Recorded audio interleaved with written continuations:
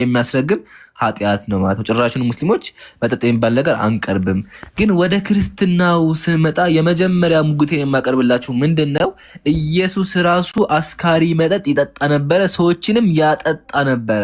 ይሄ ስድብ ሊመስል ይችላል፣ ግን መጽሐፍ ቅዱስ ነው የተናገረው። ማስረጃ የሉቃስ ወንጌል ምዕራፍ 7 እንደዚህ ይነበባል። መጥምቁ ዮሐንስ እንጀራ ሳይበላ የወይን ጠጅ ሳይጠጣ መጥቶ ነበር አለ። ከኢየሱስ በፊት የነበረው ሰው በምንድን የመጣው? እንጀራ አይበላም እንዲሁም ወይን ጠጅ አይጠጣም ነበረ። ግን የሰው ልጅ እየበላና እየጠጣ መጥቷል። ኢየሱስ ምን እያደረገ መጣ? እየበላና እየጠጣ መጣ ኢየሱስ። ከዛ በላተኛ የወይን ጠጅ ጠጪ አላችሁት አለ። ስለዚህ የሚጠጣው ነገር አለ፣ የሚባለው ነገር አለ። ምን ጠጣ ስንል ተመልከቱ ኮሜንተሮች ምን እንደሚሉ። ዛት ኢቲንግ ብሬድ አለ፣ ዳቦ እየበላ ኤንድ ድሪንኪንግ ዋይን፣ ወይን እየጠጣ መጣ። ስለዚህ ኢየሱስ በክርስትናው ዓለም ምን ያደርግ ነበር? አስካሪ መጠጥ ይጠጣ ነበር ማለት ነው። የሚገርመው ነገር መሰላችሁ? እግዚአብሔር ምን አለ? ነቢያቶቼ እየሰከሩ ያጭበረብራሉ አለ። እግዚአብሔር እየሰከሩ ይዋሻሉ አለ። የት ላይ? ትንቢተ ኢሳይያስ ምዕራፍ 28። እነዚህ ደግሞ ከወይን ጠጅ የተነሳ ይስታሉ። ከምን የተነሳ? ከወይን ጠጅ የተነሳ ይስታሉ። ከሚያሰርቅ መጠጥ የተነሳ ይፋንናሉ። ካህኑና ነብዩ ከሚያሰክር መጠጥ የተነሳ ይስታሉ፣ በወይን ጠጅ ይወጣሉ።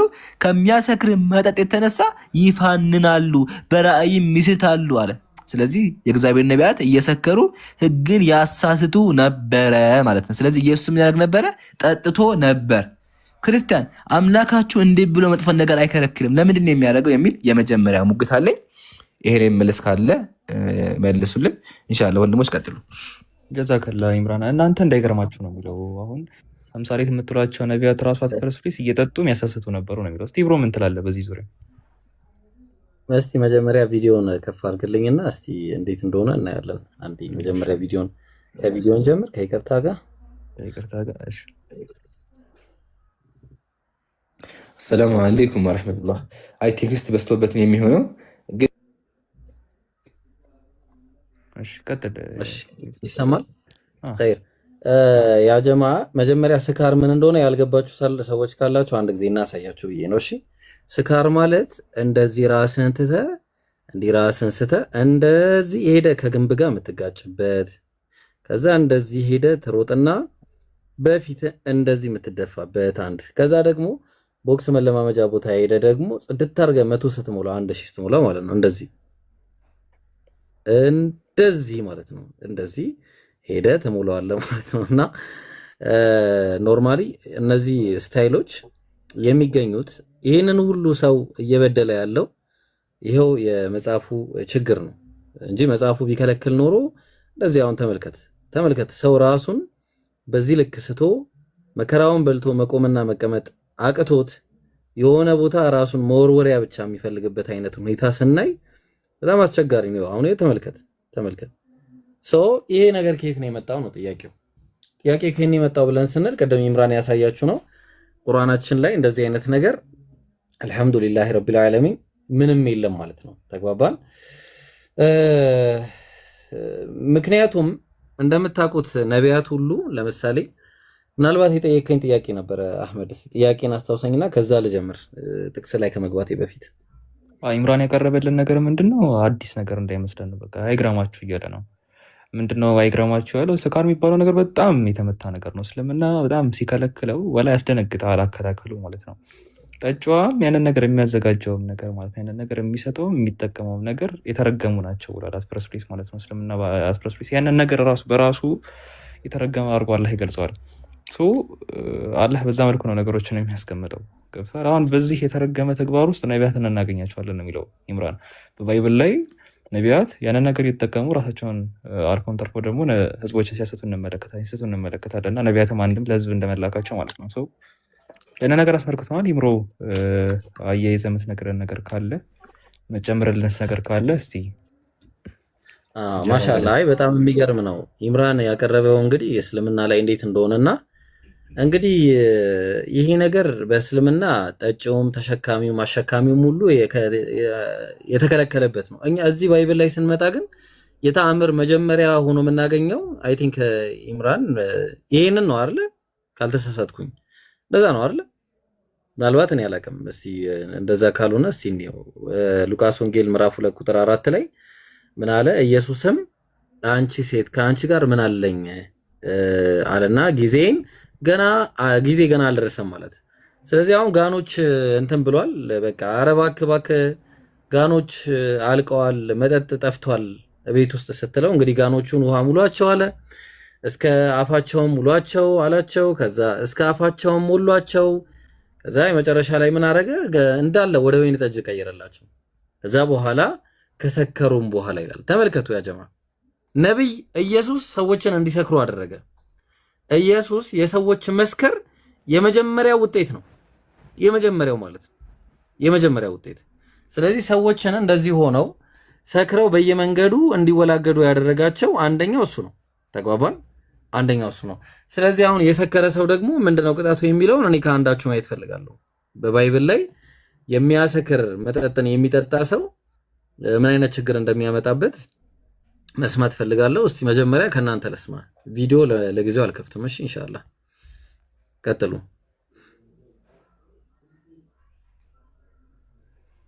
ቀጥሉ ጀማ።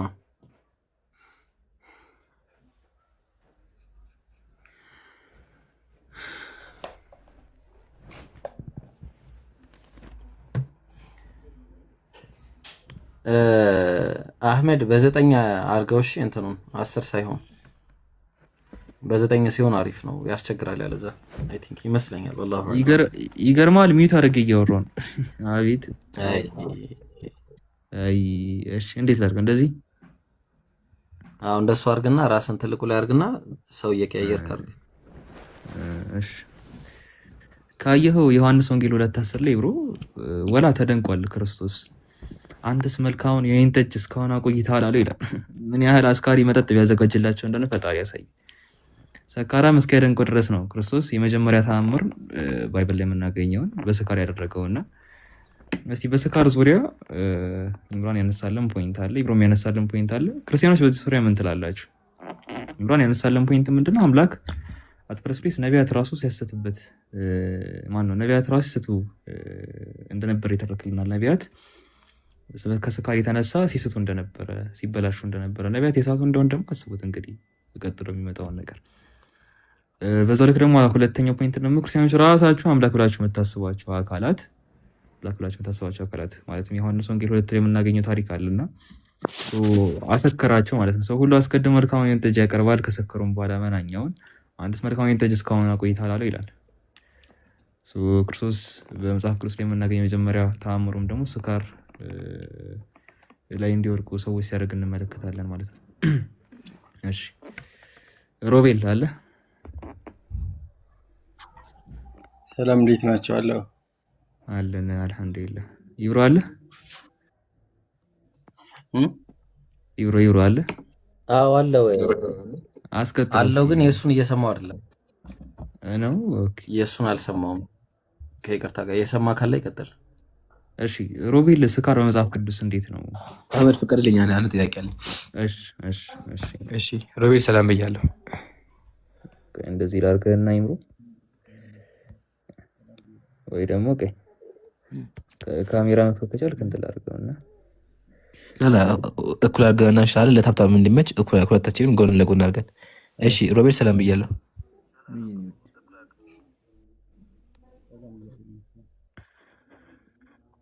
ከኔ ጋር ነው እያወራህ ከሆነ አይሰማም። ሮቤል እያወራህ ነው? አትሰማም? አልሰማም፣ እያወራሁኝ ነው። አሁን ትሰማለህ። ቀጥል። እሺ ሰላም ብያለሁ። ወገኔ ደህና እግዚአብሔር ይመስገን። ሰላም ብያለሁ። ከየት ቤተ እምነት ነህ? እኔ ኦርቶዶክስ ነኝ። ኦርቶዶክስ ነህ? እሺ አንድ ቀን ላይ ጥያቄ ነበረኝ። እኔም ልጠይቅ ነው የገባሁት። ኦኬ ምን ነበር? ከቻልኩ መልስልሃለሁ። ኦኬ ጥያቄ መሰለህ በመጽሐፍ ቅዱስ ላይ ትንቢተ ኢሳይያስ ምን የሚል ቃል አገኘሁኝ። እነዚህ ደግሞ ከወይን ጠጅ የተነሳ ይስታሉ ይላል። ክፈትልህ ካሜራውን አንዴ ቆይ እንድታነበው አንተም። እግዚአብሔር ምን አለ? እነዚህ አለ ከወይን ጠጅ የተነሳ ይስታሉ፣ ከሚያሰክር መጠጥ የተነሳ ይፋናሉ፣ ካህኑ ነብዩ ከሚያሰክር መጠጥ የተነሳ ይስታሉ ይላል። ነቢያት ምንድን ነው የሚያደርጉት? እዚህ ጋር የተረዳኸው ነገር ምንድን ነው? አንባዋ ጨርስልኝ። እሺ በወይን ጠጅ ይዋጣሉ፣ ከሚያሰክር መጠጥ የተነሳ ይፋንናሉ፣ በራእይ ይስታሉ፣ በፍርድም ይሰናከላሉ ይላል። አሁን ከዚህ ላይ ምን ጥያቄ ተረዳህ? አንተ ምንድን ነው አንተ የተረዳኸው መጀመሪያ ንገረኝ። ልጠይቀኝ ነው ወይስ ልያስረዳኝ ነው? ጥያቄህን ነው አይ ያለብህ እየተግባባ ምንድን ነው? መሆን አለበት አሮቤል። ይሄን አውደን ጨርስና ጥያቄ ደግሞ አይደለም ጠይቀሃለሁ። አሁን ከዚህ ውስጥ አንተ ጥያቄ አለ አይደለ? ጥያቄህን አንተን ጠይቀኝ። እሺ ነቢያት በምን የተነሳ ነው የሚመስሉት? በምን የተነሳ ነው የሚሰጡት? አ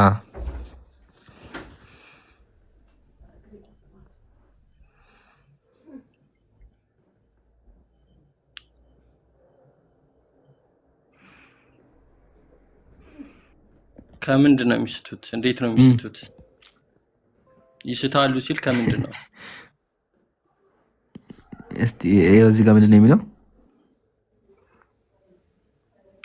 ከወይን ጠጅ የተነሳ ይስታሉ። እሺ ከምን የተነሳ? ከወይን ጠጅ የተነሳ ይስታሉ። ማሻአላህ። ስለዚህ ነቢያት እየሰከሩ ይስቱ ነበር ማለት ነው። ካህኑና ነብዩ ከሚያሰክም የተነሳ ይፋንናሉ፣ በራእይ ይስታሉ አለ። በራእይ ምን ያደርጋሉ? ይስታሉ አይደለ? እግዚአብሔር ያልተናገረውን ተናገረ ይላሉ።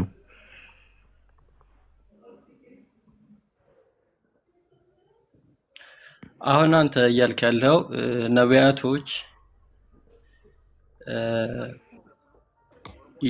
ማለት ራሳቸውን ይሰጣሉ ምናምን ነው የምትለኝ አይደለ?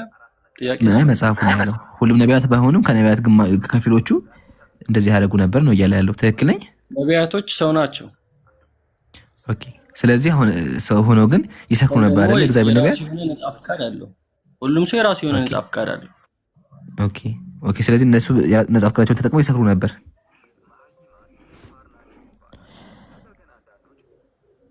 እኔ ስለ ሰው ነጻ ፍቃድ ነው እያወራሁ ያለሁት። ነቢያቶች ገባኝ እኮ። ስለዚህ ነቢያት ነጻ ፍቃድ እየተጠቀሙ ይሰክሩ ነበር። መጽሐፉ እንደዛ ያለው ይሰክሩ ነበር የሚል አለ። ያው ከወይን ጠጅ የተነሳ ይስታሉ ማለት ነው። ከሚያሰክም የተነሳ ይፋንናሉ እያለ ነው ያለው። ያው ምን እያደረጉ የሚፋንኑት? ሁሉም ቃል ለምሳሌ ይኸውልህ ይፋንናሉ ስትል አንተ እንደ አንተ ሐሳብ ሌላ ሊሆን ይችላል። ትርጓሜ ያንተን ሐሳብ ነገርና ትርጓሜ ያለው አልኩህ እኮ እኔ አሁን እንደገባው ልጠይቅህ ስትለኝ ጥያቄን ለመቀበል ኦኬ አልኩህ እንጂ ለጥያቄው መልስ ኖሮ ምናምን ላብራራለህ አይደለም። ግን የሁሉም ቃላት ትርጓሜ ካልቻልክ ለምን ታደክመኛለህ ሮቤል? እኔ እኮ ትመልስልኛለህ ብዬ ነው። በቃ ሚውት አድርገውና ላስረዳ ጥያቄ ምን እንደሆነ። ጥያቄ መሰለህ እግዚአብሔር አልጨረስኩም፣ አላጠቃለሁ። ህዝቡ ይስማና ከዛ አንተም ትማራለህ፣ መልስ ትፈልጋለህ፣ ጥያቄን ታቀርባለህ። ሚውት አድርገው አንዴ። እኔ መልስ አጠብቅም ማለት ነው። አንተ እኮ መልስ የለኝም ያልከው ወንድሜ ሮቤል፣ አንተ እኮ መልስ የለኝም ያልከው። ሚውት አድርገው አንዴ። ላውራና ትቀጥላለህ፣ እድል እሰጥሃለሁ። እሺ አሁን እንደ መሰለህ በመጽሐፍ ቅዱስ ላይ እግዚአብሔር ምን አለ? ነቢያቶቼ እየሰከሩና ወይን ጠጅ እየጠጡ ይስታሉ ቃል በቃል እንዲሁም ደግሞ በራእይ ይፋንናል። ራእይ ያዩ ይመስላችኋል፣ ግን ደግሞ ይሳሳታሉ። ስለዚህ ነቢያት ምን ያደርጋሉ? አጀማ የእግዚአብሔር ነቢያት እየሰከሩ ፍርድን ያጓዳሉ፣ በፍርድም ይሰናካሉ። ስለዚህ ፍርድን ያጓድላሉ፣ እንዲሁም ደግሞ እየሰከሩ የእግዚአብሔር ቃል ያልሆነው ይናገራሉ ነው። በዚህ ከተስማማን ኢየሱስ ራሱ ደግሞ የእግዚአብሔር ቃል ላይ ስቷል፣ በተጨማሪ ደግሞ ጠጥቷል ነው ፖይንታችን። ኦኬ። ስለዚህ እነዚህ ውስጥ ራሱ ኢየሱስ ይገባል። ለምን ኢየሱስ ጠጥቶ ነበር? የታይ ከተባለ የሉቃስ ወንጌል ምዕራፍ 7 ላይ ምን አለ? የሰው ልጅ እየበላና እየጠጣ መጥቷል ይላል። አሁን ጥያቄያችን ኢየሱስ ምን በላ ምን ጠጣ ስን ተመልከቱ። የጠጣው ምንድነው? ያው ዳት ኢቲንግ ብሬድ ዳቦ እየበላ ኤንድ ድሪንኪንግ ወይን እየጠጣ። ስለዚህ ኢየሱስ እየጠጣ ነበር የመጣው ነው። እየጠጣ እንደሆነ ከተስማማን ደግሞ መጽሐፍ ቅዱስ ስናነብ ኢየሱስ የእግዚአብሔር ቃል ላይ ጨምሯል፣ ተሳስቷል።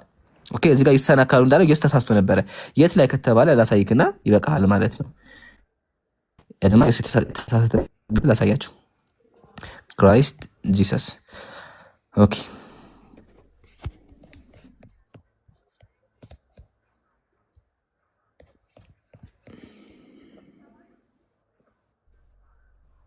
ተመልከቱ። ምሳሌ ኢየሱስ እዚህ ጋር ምን አለ? ቀለል ያለ ፖይንት ላንሳላችሁና የዮሐንስ ወንጌል ላይ በእኔ የሚያምን አለ መጽሐፍ እንዳለ የሕይወት ውሃ ከሆዱ ይፈልቃል መጽሐፍ እንዳለ አለ። ስለዚህ ኢየሱስ ጋር መጽሐፍ እንደሚናገረው ከሆነ አለ በእኔ ካመናችሁ ከሆዳችሁ ውሃ ይፈልቃል አለ። ግን እንደዚህ አይነት ቴክስት መጽሐፍ ቅዱስ ላይ የለም። ያው this phrase undoubtedly ሪፈካል በኋላ but no such text is found in scripture መጽሐፍ ላይ እንደዚህ የሚል ቃል ጭራሽ ነው የለም። ስለዚህ ኢየሱስ የእግዚአብሔር ቃል ላይ የሌለውን ተናገረ። ስለዚህ እሱ ራሱ ከዋሹት ነቢያት ይገባል ነው እያለ ያለው መጽሐፍ ቅዱሱ። እና እንዴት ብሎ የሚሰክርን አካል የሚጠጣን አካል ትቀበላለህ?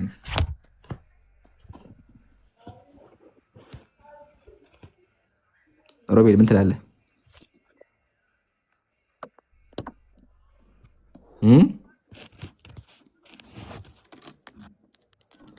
ምን ትላለህ? እስካሁን ያወራሁት ላይ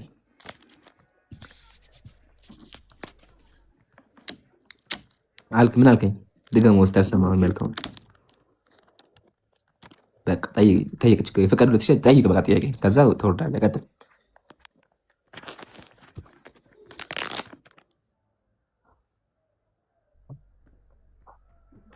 ጥያቄ ይሄ ነው። ጥያቄዎችን አቅርብና ሚውት አድርጋ። ሰዓት የለንም፣ ርዕስ አለን። እኔ ፈቅጄልህ ነው። ጥያቄን ጠይቅና ሚውት አድርጋ። ሁለተኛውን ጥያቄ አቅርብ። አንደኛውን ጥያቄ መዝግቤልሃለሁ፣ ሁለተኛውን አቅርብ።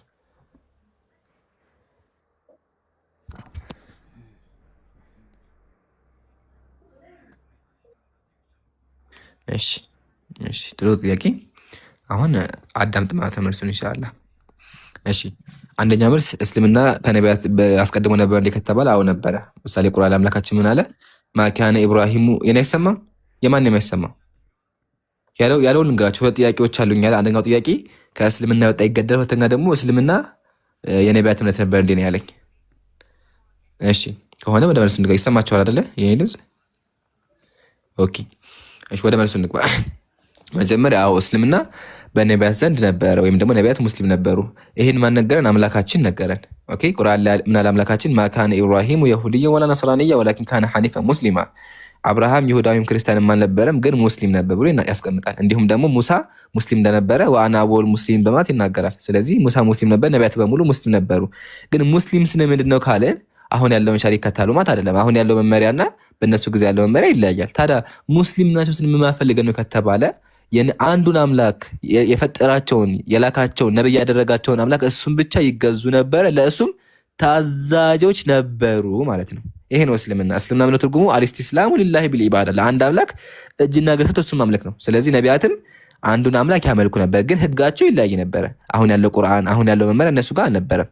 ስለዚህ እስልምና ስን መመሪያው እያልን ሳይሆን ቃሉ የእስልምና መሰረቱ ሁሉም ጋር አለ። ህጉ ከተባለ ቁርአን አላህ ምን አለ?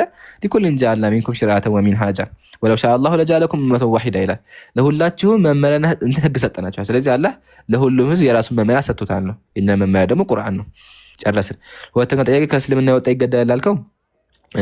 ቁርአን ላይ የለም፣ ሐዲስ ላይ አለ። ያ ቁርአን ላይ ስላልክ አንተ ማለት ነው። ሐዲስ ላይ ነብዩ ሰለላሁ ዐለይሂ ወሰለም ብለዋል፣ መን በደለ ዲነሁ ፈቅቱሉህ፣ ሃይማኖቱን የቀየረ ካለ ግደሉት ብለዋል። ግን ሐዲስ በሐዲስ ይብራራል አይደለ? ስለዚህ ማድረግ አለብን። አንድ ሐዲስ ከፍ ብለን ስናነብ ነብያችን ምን አሉ? አው ረጁሉን የኽሩጁ ሚነል ኢስላም፣ አንድ ሰው ከእስልምና የሚወጣ ከሆነ ዩሐሪቡላህ ዐዘ ወጀል፣ አላህና መልእክተኛውን የሚዋጋ ከሆነ ፈዩቅተሉ፣ ይገደላል። ምን ካደረገ? እስልምናን የሚዋጋ ከሆነ ክህደቱን ግልጽ ካደረገ ማለት ነው። እንዲሁም ደግሞ በሰላም የሚኖር ከሆነ ክህደቱን ግልጽ ሲያደርግ ምናሉ ሊቃውንቶቻችን ፈኢዛ ለም ዩዝሂር ሪደተሁ ፈለይሰ ሊሱልጠቲ ዐለይሂ ሰቢላ፣ ክህደቱን ግልጽ ካደረገ ሙስሊሞችን የማይዋጋ ከሆነ ግን የሚነካው የለም፣ በሰላም መኖር ይችላል። ነገር ግን አንድ ሰው ኦልሬዲ በእስልምና ላይ ገብቶ የእስልምና ህግን ተከትሎ በሸሪዓ ሀገር እየኖረ ከሆነ እንዲሁም እስልምናን ክዶ ግልጽ አድርጎ ወጥቶ እንቅፋት የሚሆን ከሆነ ሰውየው ይያዛል፣ ይጠየቃል። የሚገለውም እኛ ሳንሆን ዳኛው ነው። ዳኛው ራሱ ይያዝና ይጠየቃል። ከተጠየቀ በኋላ ለምን እንደዚህ እንዳደረገ ይጠየቃል። 3 ቀን ይሰጠዋል። ከ3 ቀን በኋላ ፍርዱ ይቆምበታል ነው። አሁን የምናደርገው ሸሪዓው ነው፣ መመሪያው ነው። እኛ ልናደርገው አንችልም ነው። ኤኒዌይ ይህን ይመስላል። ያው ሰፊ ፖይንት ነው ግን ባጭሩ እናስቀምጠው ብዬ ነው። ወደ ርዕሳችን መመለስ እንችላለን። ቀጥሉ።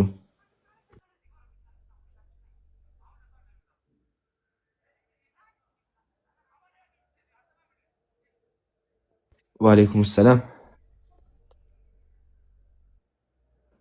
አዎ እኔ ጋር መስተካከል አሲያ ላስተናግዱ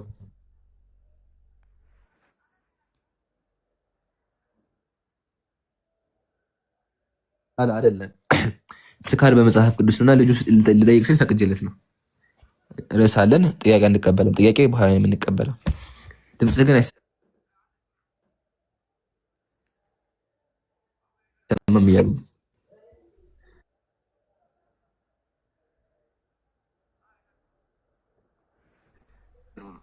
ኦኬ እሺ እኔስ ተመልሻለሁ ብሮ። አዎ መርሐባ። እሺ እንዴ ነገሮች እንዳለ ቀጥ ብለው ነበር። እሺ ታብ አድርጉ የጀማ። እሺ እኔስ ተመልሻለሁ ጋይስ። አትሰማም ብላችሁኝ ነበረ። ትሰማለህ? እኔ ጋር ሌሎቹ ከታች ይሰማችኋል? ኦኬ አሁን ይሰማል እያሉ ነው። ኦኬ እሺ ታዲያ ከምን ደረሳችሁ? ኢምራን ታብ ኮፒ ሊንክ ማድረጋችሁን አትርሱ። አንዴ 4000 ታብ አድርጉና 1 ሚሊዮን እንግባ። ታቡን 1 ሚሊዮን አስገቡት። 1 2 3 እሺ ያልተነሳ ሀሳብ አለ ኢምራን? አረ ገና ጀምር ነው። አልጀመራችሁትም? ጀምር ነው ገና። አይ እሺ ሪፍሌክት እናደርጋለን። ጥቅሶችን አንሳና ሪፍሌክት እናደርግባቸው። ያጋለ አረ ጥያቄ ይጠይቅ ነው። አሁን የጥያቄ ሰዓት አይደለም። እሺ ማብራሪያ ጻፍ። በኋላ ናና ወይ ደግሞ ክርስትና ላይ እንትን አለ ስካር በመጽሐፍ ቅዱስ የሚል አድርግ እንትን ጥያቄ አለንና ታብራራዋለህ። እሱን አብራራለሁ። የእናንተ ስካርን እንዴት ታያለህ? እስኪ አንተ። አይ ስካር አይፈቀድም። መስከር አይፈቀድም። መጠጣትስ? በእስልምና እንዴት ነው? ጠጅ ይፈቀዳል? አይ ስለ መጠጣት እንዴት ይታያል ነው። ስካርም አይፈቀድም፣ መጠጣትም አይፈቀድም። ሁለቱም አይፈቀድም። እሺ ኢምራን ክፈትለታ። እንደዛ ከሆነ ሁላችሁም ልብ በሉ። በክርስትና መጠጣት አይፈቀድም፣ መስከር አይፈቀድም ብለዋል። መጠጥ አይፈቀድም የሚል ነገር ወገናችን ተናግሯል። እና መጽሐፉ እንደዛ ነው የሚለው ወይ? ኢምሩ ክፈትለት። ኸይር የትኛው ይከፈትለት? ብርቱ መጠጥ ስጡት የሚለውን ክፈት። ብርቱ መጠጥ በየአይነቱ ነው ያለው። አንዱን ነው የምንሰጠው። እንደዚህ ይላል። እሺ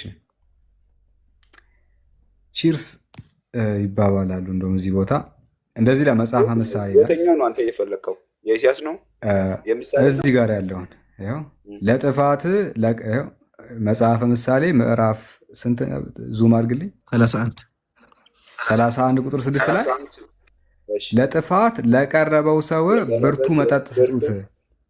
ለጥፋት ለቀረበው ሰው ብርቱ መጠጥ ስጡት። ለጥፋት ለቀረበ ሰው ብርቱ መጠጥ ስጡት፣ ነፍሱ ለመረረውም የወይን ጠጅ ስጡት። ድምፅን ከፍ አድርገሽ ይጠጣ ዘንድ ድህነቱን የሚረሳ ዘንድ ጉስቁልናውንም ከእንግዲህ ወዲህ አያስብ ይላል። ለጥፋት ለቀረበ ሰው ምን ስጡት አለ? የወይን ጠጅ። ምን እንዲያደርግ? ያውና ከፍ ተደርጎ ምን ይላል? የወይን ጠጅ ስጡት ይላል። የወይን ጠጅ ስጡት፣ ከዛ ድህነቱን ጉስቁልናውን ይርሳ ይላል። አምስቱ ምን ይላል? 5 ቁጥሩ 5 እንዳይጠጡና ሕግን እንዳይረሱ የድሃ ልጆችንም ፍርድ እንዳያጎድሉ ለጥፋት ለቀረበው ሰው ብርቱ መጠጥ ስጡት አለ። ሕግን እንዳይረሱ ነው። ያ ሕግን እንዳይረሱ ነው የሚለው። ሕግን እንዳይረሱ ነው። ነገር ግን ለጥፋት ለቀረበ ሰው ሳ አሁን እሱ ወዴት ነው መንገዱ? ወደ ጥፋት ነው። ለጥፋት ለቀረበ ሰው ምንድን ነው የሚሰጠው? ወይን ጠጅ ስጡት እያለ ነው። ብርቱ መጠጥ አይደለም? አዎ ወደ ጥፋት እየሄደ ነው። ያሰክራል አያሰክርም? ያሰክራል አያሰክርም? ወደ ጥፋት እየሄደ ነው እኮ። ማስከር አለመስከሩ ብቻ ሳይሆን ለጥፋት ለቀረበ ሰው ለምሳሌ ደሃ ሆነ ምን መሰለህ አሴ፣ ለምሳሌ አንተ በጉስቁልና ውስጥ ካለ ራስን ለማጥፋት ምናምን ገመድ ገዝተህ እየተነሳ ከሆነ ምን ታደርጋለህ? መጠጥ ይሰጥሃል አይደለ? ይሰጣል፣ ይጠጣሉ ይላል። ከዛ ሲሰክራል አይሰክርም? ይሰክራሉ። አሁን እዚህ ጋር ነው ጥያቄው። ሰው ብዙ ጊዜ አሁን ባለንበት ዘመን ላይ እንግዲህ የኑሮ ውድነቱ አለ፣ ሰው መኖር አይችልም ምናምን ብዙ ነገር አለ አይደለ? በዚህ ሰዓት የሚያስፈልገው መጠጥ ነው፣ ስጠውና ይገላገል እያለ ነው። እዚህ አይደለም። ቆይ አንተ አሁን ለምሳሌ ይቅርታ አድርግልኝ። አንተ ይሻት አንተኝ ይምራን እኔ ቀስ ብዬ ነው አይደለም አውራው አሁን በዚህ ምሳሌ ላይ የሚያወራው ሙሉ እንትኑ ምንድነው? ስለ እስራኤላውያን ሂደት ነው። አሁን ባይብል ላይ አብዛኛው የሚያወራው ነገር ፕሮሲጀሩ ነው። እንዴት የእስራኤላውያን እንደሚያደርጉ ምን እንደሚያደርጉ ከዛ ምን መማር እንደሚገባ ነው። ከላይ እስከ ታች አሁን ብቻ እንደዚህ ኮንትራስት የሚሰሩት ጥሩ ነው። እንደዚህ አንብባችሁ እንትን ቻሌንጅ ማድረጋችሁ፣ ነገር ግን ከላይ እስከ ታች አንብቤ እንትን ብታደርግ ይሻላል። አሁን ወደ ጥፋት ነው አነበብንና ለምንድን ነው መጠጥ መፍትሄ ያለው? ኖርማል ሰው አይደለም። አንድ ሰው ጉስቁልና ውስጥ ካለ ለምሳሌ ሰው እኮ የሚጠጣው በጉስቁልና ውስጥ ስላለ ያን ጉስቁልናውን እንዲረሳ ያን በችግር ውስጥ ያለ ህይወቱን እንዲረሳ መጠጥ ስጡት እንዴት ይላል? እንዴት ይጠጣል ይላል? ይጠጣል ያለው ባይል ነው እኮ ሲጀመር። አይ ሳይሆን ይሄ የኛው ያለው እንትን አይደለም። ቆይ ይቅርታ አድርግልኝ። ይጠጣል ሳይሆን ያለው ትላልቅ ሰዎች ነው። ይጠጣል ሳይሆን ያለው ስጡትና ይጠጣ ነው ያለው። እየጠጣ ያለው የእስራኤልን ባህል ነው እኮ ታውቃለህ። እሱ ስጡትና ይጠጣ ነው ያለው። ወይን የእስራኤል ባህል እንደሆነ ታውቃለህ? አይመለከታችሁም እናንተ ባህላቸው። እሺ ቆይ ሳይሆን ባህል ነው እኮ ያወራ ነው ላይ እስከታች ያለው። ቆይ ባህላቸውስ ቢሆን ነው ባህላቸው ነው አልክ አንተ። የአንተ አምላክን በነገራችን ላይ ይሰራል ታውቃለህ። ይሄንን የአንተ አምላክ የወይን ጠጅ ይሰራል። አሁን የማቴዎስ ወንጌል ነው ወይን ጠጅ እነሱ መጠጣቸው ነው እኮ ታውቃለህ። ኢየሱስ ክርስቶስ በእስራኤላውያን እንደመጣ ታውቃለህ። ሰዎችን ያጠጣል አይደለ? በእናንተም በጀነት ለወይን ጠጅ አለ። ችግር በእኛ እናወራለን። ምንም እስራኤላውያን ብቻ አትበል። ምክንያቱም አንተ አምላክ የምትለው ኢየሱስን የሰርጉ ቀን የሰራው የወይን ጠጅ ነው። ሰዎችን አጥጥቶ ሊትራሊ የሚያሳፍር። ስለዚህ ባህል ነው ብለን ልታልፍ አትችልም። ምክንያቱም የአንተ አምላክም ይህን ነገር ስለሚሰራና ስለሚያጠጣ ዘከሩ ይላል። እዛ ጋር ማቴዎስ ዮሐንስ ወንጌል ላይ እስኪ ክፈት፣ ሶስቱ ይሄን መክፈት ክፈትለት ይምራን። ዘከሩ ይላል። አረ ችግር የለውም ክፈትለትና ታየው ወይ። እሺ ጋሽ ኢብራሂም ማለክ አንተ ኢብራሂም እሺ ይቅርታ ቀጥሉ። አይ አሰከሩ ይላል ወይ ሲል ነው። ሰከሩ ይላል። አያሰክርም እንዴ? አያሰክርም። ሰከሩ ይላል። ወርድ እስኪ ክፈት። እንትኑ ወይን ጠጁ አያሰክርም ነው የምትለው? ወይን ጠጅ ስንት ነው? ፕሬቨንት ለማድረግ ስንት ቀን ነው እንደምቆይ ታውቃለህ? እሱ በተአምር ነው የተፈጠረው እንዴ? በተአምር ተፈጠረ። ኢብሮ ወይ ክፈትለት እስኪ። ስልክ ጋር አይደለም ምን ክፈትለት አንዴ። ቆይ አንዴ ሳላ አንድ ታገሱ አንዴ። እኔ አግላለሁ። ቆይ ጠብቀው ሳላ ቀጥል አንዴ። አፎን እሺ የለም ጋይስ አንዳችሁ ቀጥሉ እንጂ ወይስ ተጨማሪ ስልክ ጋር አይደለሁም እና ለዛ ካሜራ መክፈት አልችልም። እሺ አሴ ቆይ ኢብሮ ይምጣና ይከፍትልሃል። አንደኛ አንተ የነሱ ባህል መሆኑና ያለመሆኑ ጉዳይ ሳይሆን የአንተ አምላክ ነገሩን መደገፉና ያለመደገፉ ጉዳይ ነው የሚያሳስበው። እነሱ ባህል አደረጉት አላደረጉት። ለምሳሌ ጎጂ ባህል ቢኖር ማህበረሰቡ ጎጂ ባህልን እየሰራ ነው ይባላል። ነገር ግን አሁን እዚህ ጋር ዋና ፖይንቱ ያንን ጎጂ ባህል አምላክ ሰፖርት የሚያደርግ ከሆነ ነው ችግር የሚፈጠረው። እና በጉስቅልና ላለ ሰው የወይን ጠጅ ስጡት ጠጥቶ ድህነት ይርሳ አለ። በዚህ የተናገረው ማን ነው የሚለው ነገር መጀመሪያ እግዚአብሔር ነው የተናገረው ምሳሌ ላይ። ምክንያቱም መጽሐፉ የእግዚአብሔር ቃል ስለሆነ። እሺ ጥሩ። መጽሐፉ የእግዚአብሔር ቃል አይደለ? እሺ ጥሩ። እሺ አምናለሁ። አዎ በዛ ቦታ የተናገረው ማን ነው? ስለዚህ ነቢያቶች ጻፉት። የአምላክህን ቃል ነቢያቶች ጻፉ። ለምሳሌ ማንነቱ የማይታወቅ ካልቸሩ ነው። ስለ እስራኤል ካልቸር እያወራ ነው እኮ አሁን ወደ ጥፋት እየቀረበ እያለ ነው አይደለ? ካልቸር ሆነ አልሆነ እኮ አይደለም አሴ። ያንን ካልቸር አምላክ ደገፈው አልደገፈው ነው ዋናው ፖይንቱ። በዚህ ማሚኒ ሶልማን የራሱ ደግፎ እያወራ አይደለም። አሁን ወደ ታችን ወደ ላይ ምን አለ? ለጥፋት ለቀረበ ሰው ምን ስጡት አለ? ለጥፋት ለቀረበ ሰው ምን ስጡት አለ? አንዴ ቆይ አሴ፣ ለጥፋት ለቀረበ ሰው ምን ስጡት አለ? ወይን ጠጅ አለ። ለምን አለ? 5 ቁጥር ምን ይላል? እንዳይጠጡት ይላል። ለምን አለ? ወደ ጥፋት ነው እኮ እየሄዱ ወደ ጥሩ መንገድ እኮ ወደ ጥፋት ለሚሄድ ሰው ምን ስጡት አለ? ኤላይ ምን እያለ ነው? እንዳይጠጡ ይላል። ምን ስጡት አለ? ከላይ ምን ያለው ስጡት? ከታች ምን ያለው ስጡት አለ? ቆይ አላለባቸው ነው ይቅርታ አባ ምን ከላይ ስጡት አለ? ያለው መልሰዋል እኮ የወይን ጠጅ አለ አይደለ? ምን እንዲያረገው? ስለ ወይን ጠጅ ነው አይደለም እያወራ ያለው ምሳሌ ምን እንዲያረገው ነው ስጡት ያለው? ቆይ ፊቱን እንዲታጠብበት ነው። አንዴ ቆይ ይጠጣ ድህነቱን ይርሳ አለ። አሁን ምን እንዲያረገው ነው ስጡት ያለው? ከዛ ይጠጣል። ከዛ በኋላ ምን ይሆናል? ድህነቱ ረሶ ይሰክራል። ለዘላለም ይኖራል። ስክር ነው የሚለው። ከዛ በኋላ እሺ አሁን ይጠጣ ድህነቱን ይርሳ አለ። አንድ ይቅርታ አድርገንሽ ጠጅ ኃጢአት ነው ብለህ ታምናለህ? እሱን ተው እስኪ ራስ ላይ ቁምና የምትጠየቀው ነገር ኃጢአት ከሆነ አምላክ እንዴት ደገፈው? ጠጅ ኃጢአት ነው ብለህ ታምናለህ? ይቅርታ አሴ ቆይ ርዕስ አልቀየርልህም። በኋላ ትጠይቃለህ። ምንም ችግር የለውም እኮ በእኛ ሳይድ ያለውን ልናወራበት እንችላለን። ምንም ችግር የለውም። አሁን ግን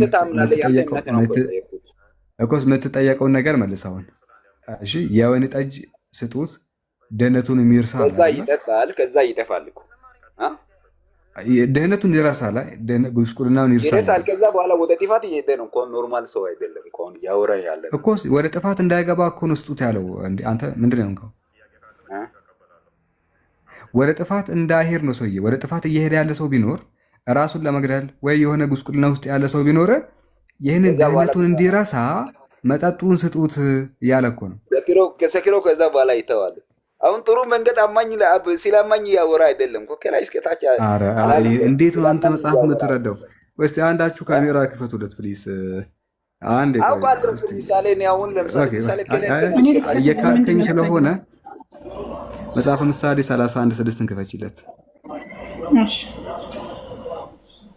ቆይ እንዲጠፋ ሳይሆን ወደ ጥፋት የሚሄደው ሰው እንዲመለስ ነው ስጡት ያለው። እሺ እዛው ላይ ነው የሚይዘው። በነገራችን ላይ ቆይ ና እየጠፋ ያለ ሰው ነው። ና ቆይ ችግር የለውም። ዛህራ ትልቁ ላይ አድርጋትና እንዴት ነው ምሳሌ 31:6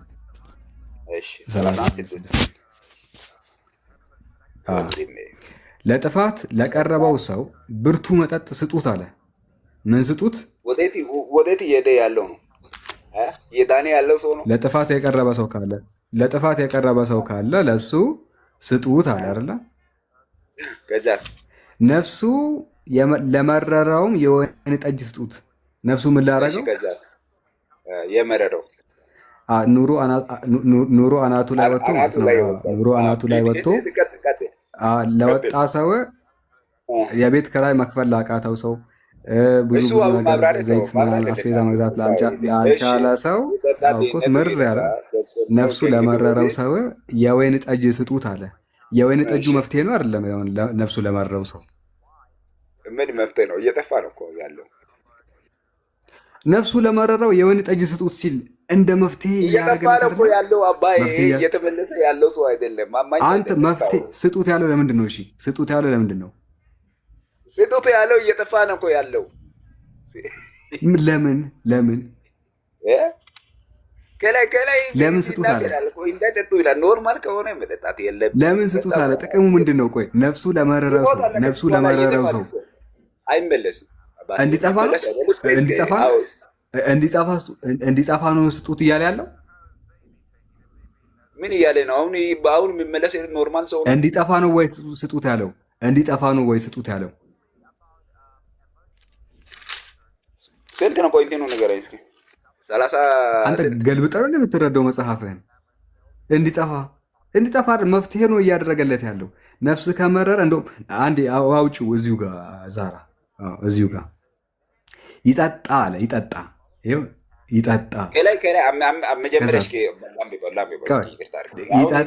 ድህነቱንም ይርሳ አለ። ይጠጣ ድህነቱንም ይርሳ። ቤት ኪራይ ከደረሰብህ ትጠጣለህ፣ ከዛ ትረሳዋለህ። በቃ እያጨናነቀ ያለ ጉዳይ ካለ እየተጨናነቀ ከሆነ ከጠጣህበት አንድ ሁለት የፈጠነ ትረሳለህ። ጉስቁልናውን ከእንግዲህ ወዲህ አያስባል። ጉስቁልናውን ያለበትን መከራ ጭንቀት ከዚህ በኋላ እንዳያስብ ይገልብጥ አንድ ሁለቱን ጠላ። መፍትሄ እኮ ወላሂ። ከዛ እንደዚህ ይሄድልህ እንዲህ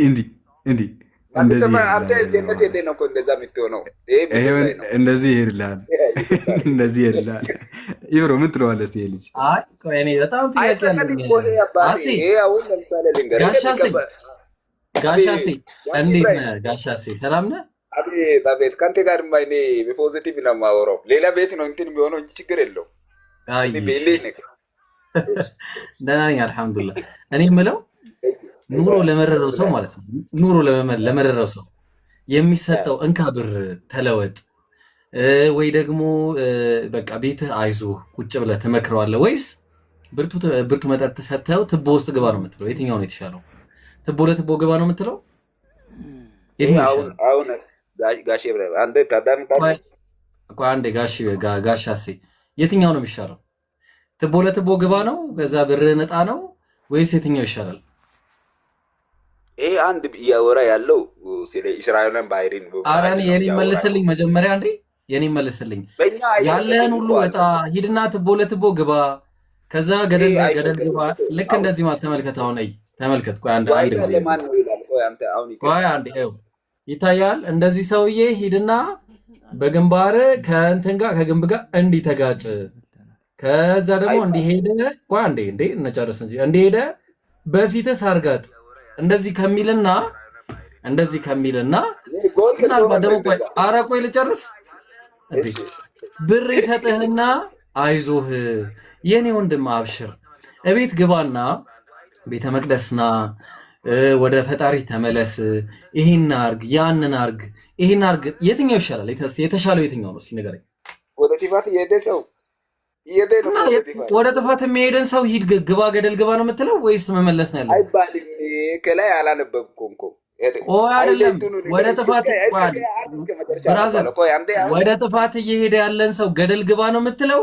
ትቦ ለትቦ ሂድ ግባ ሂድ አፈናስ እንደ እባብ ነው የምትለው? ይሄኛው ምን ይላል መሰለህ? እናንብበዋ። ቆይ አንዴ እናንብበዋ። ኧረ እናንብበው።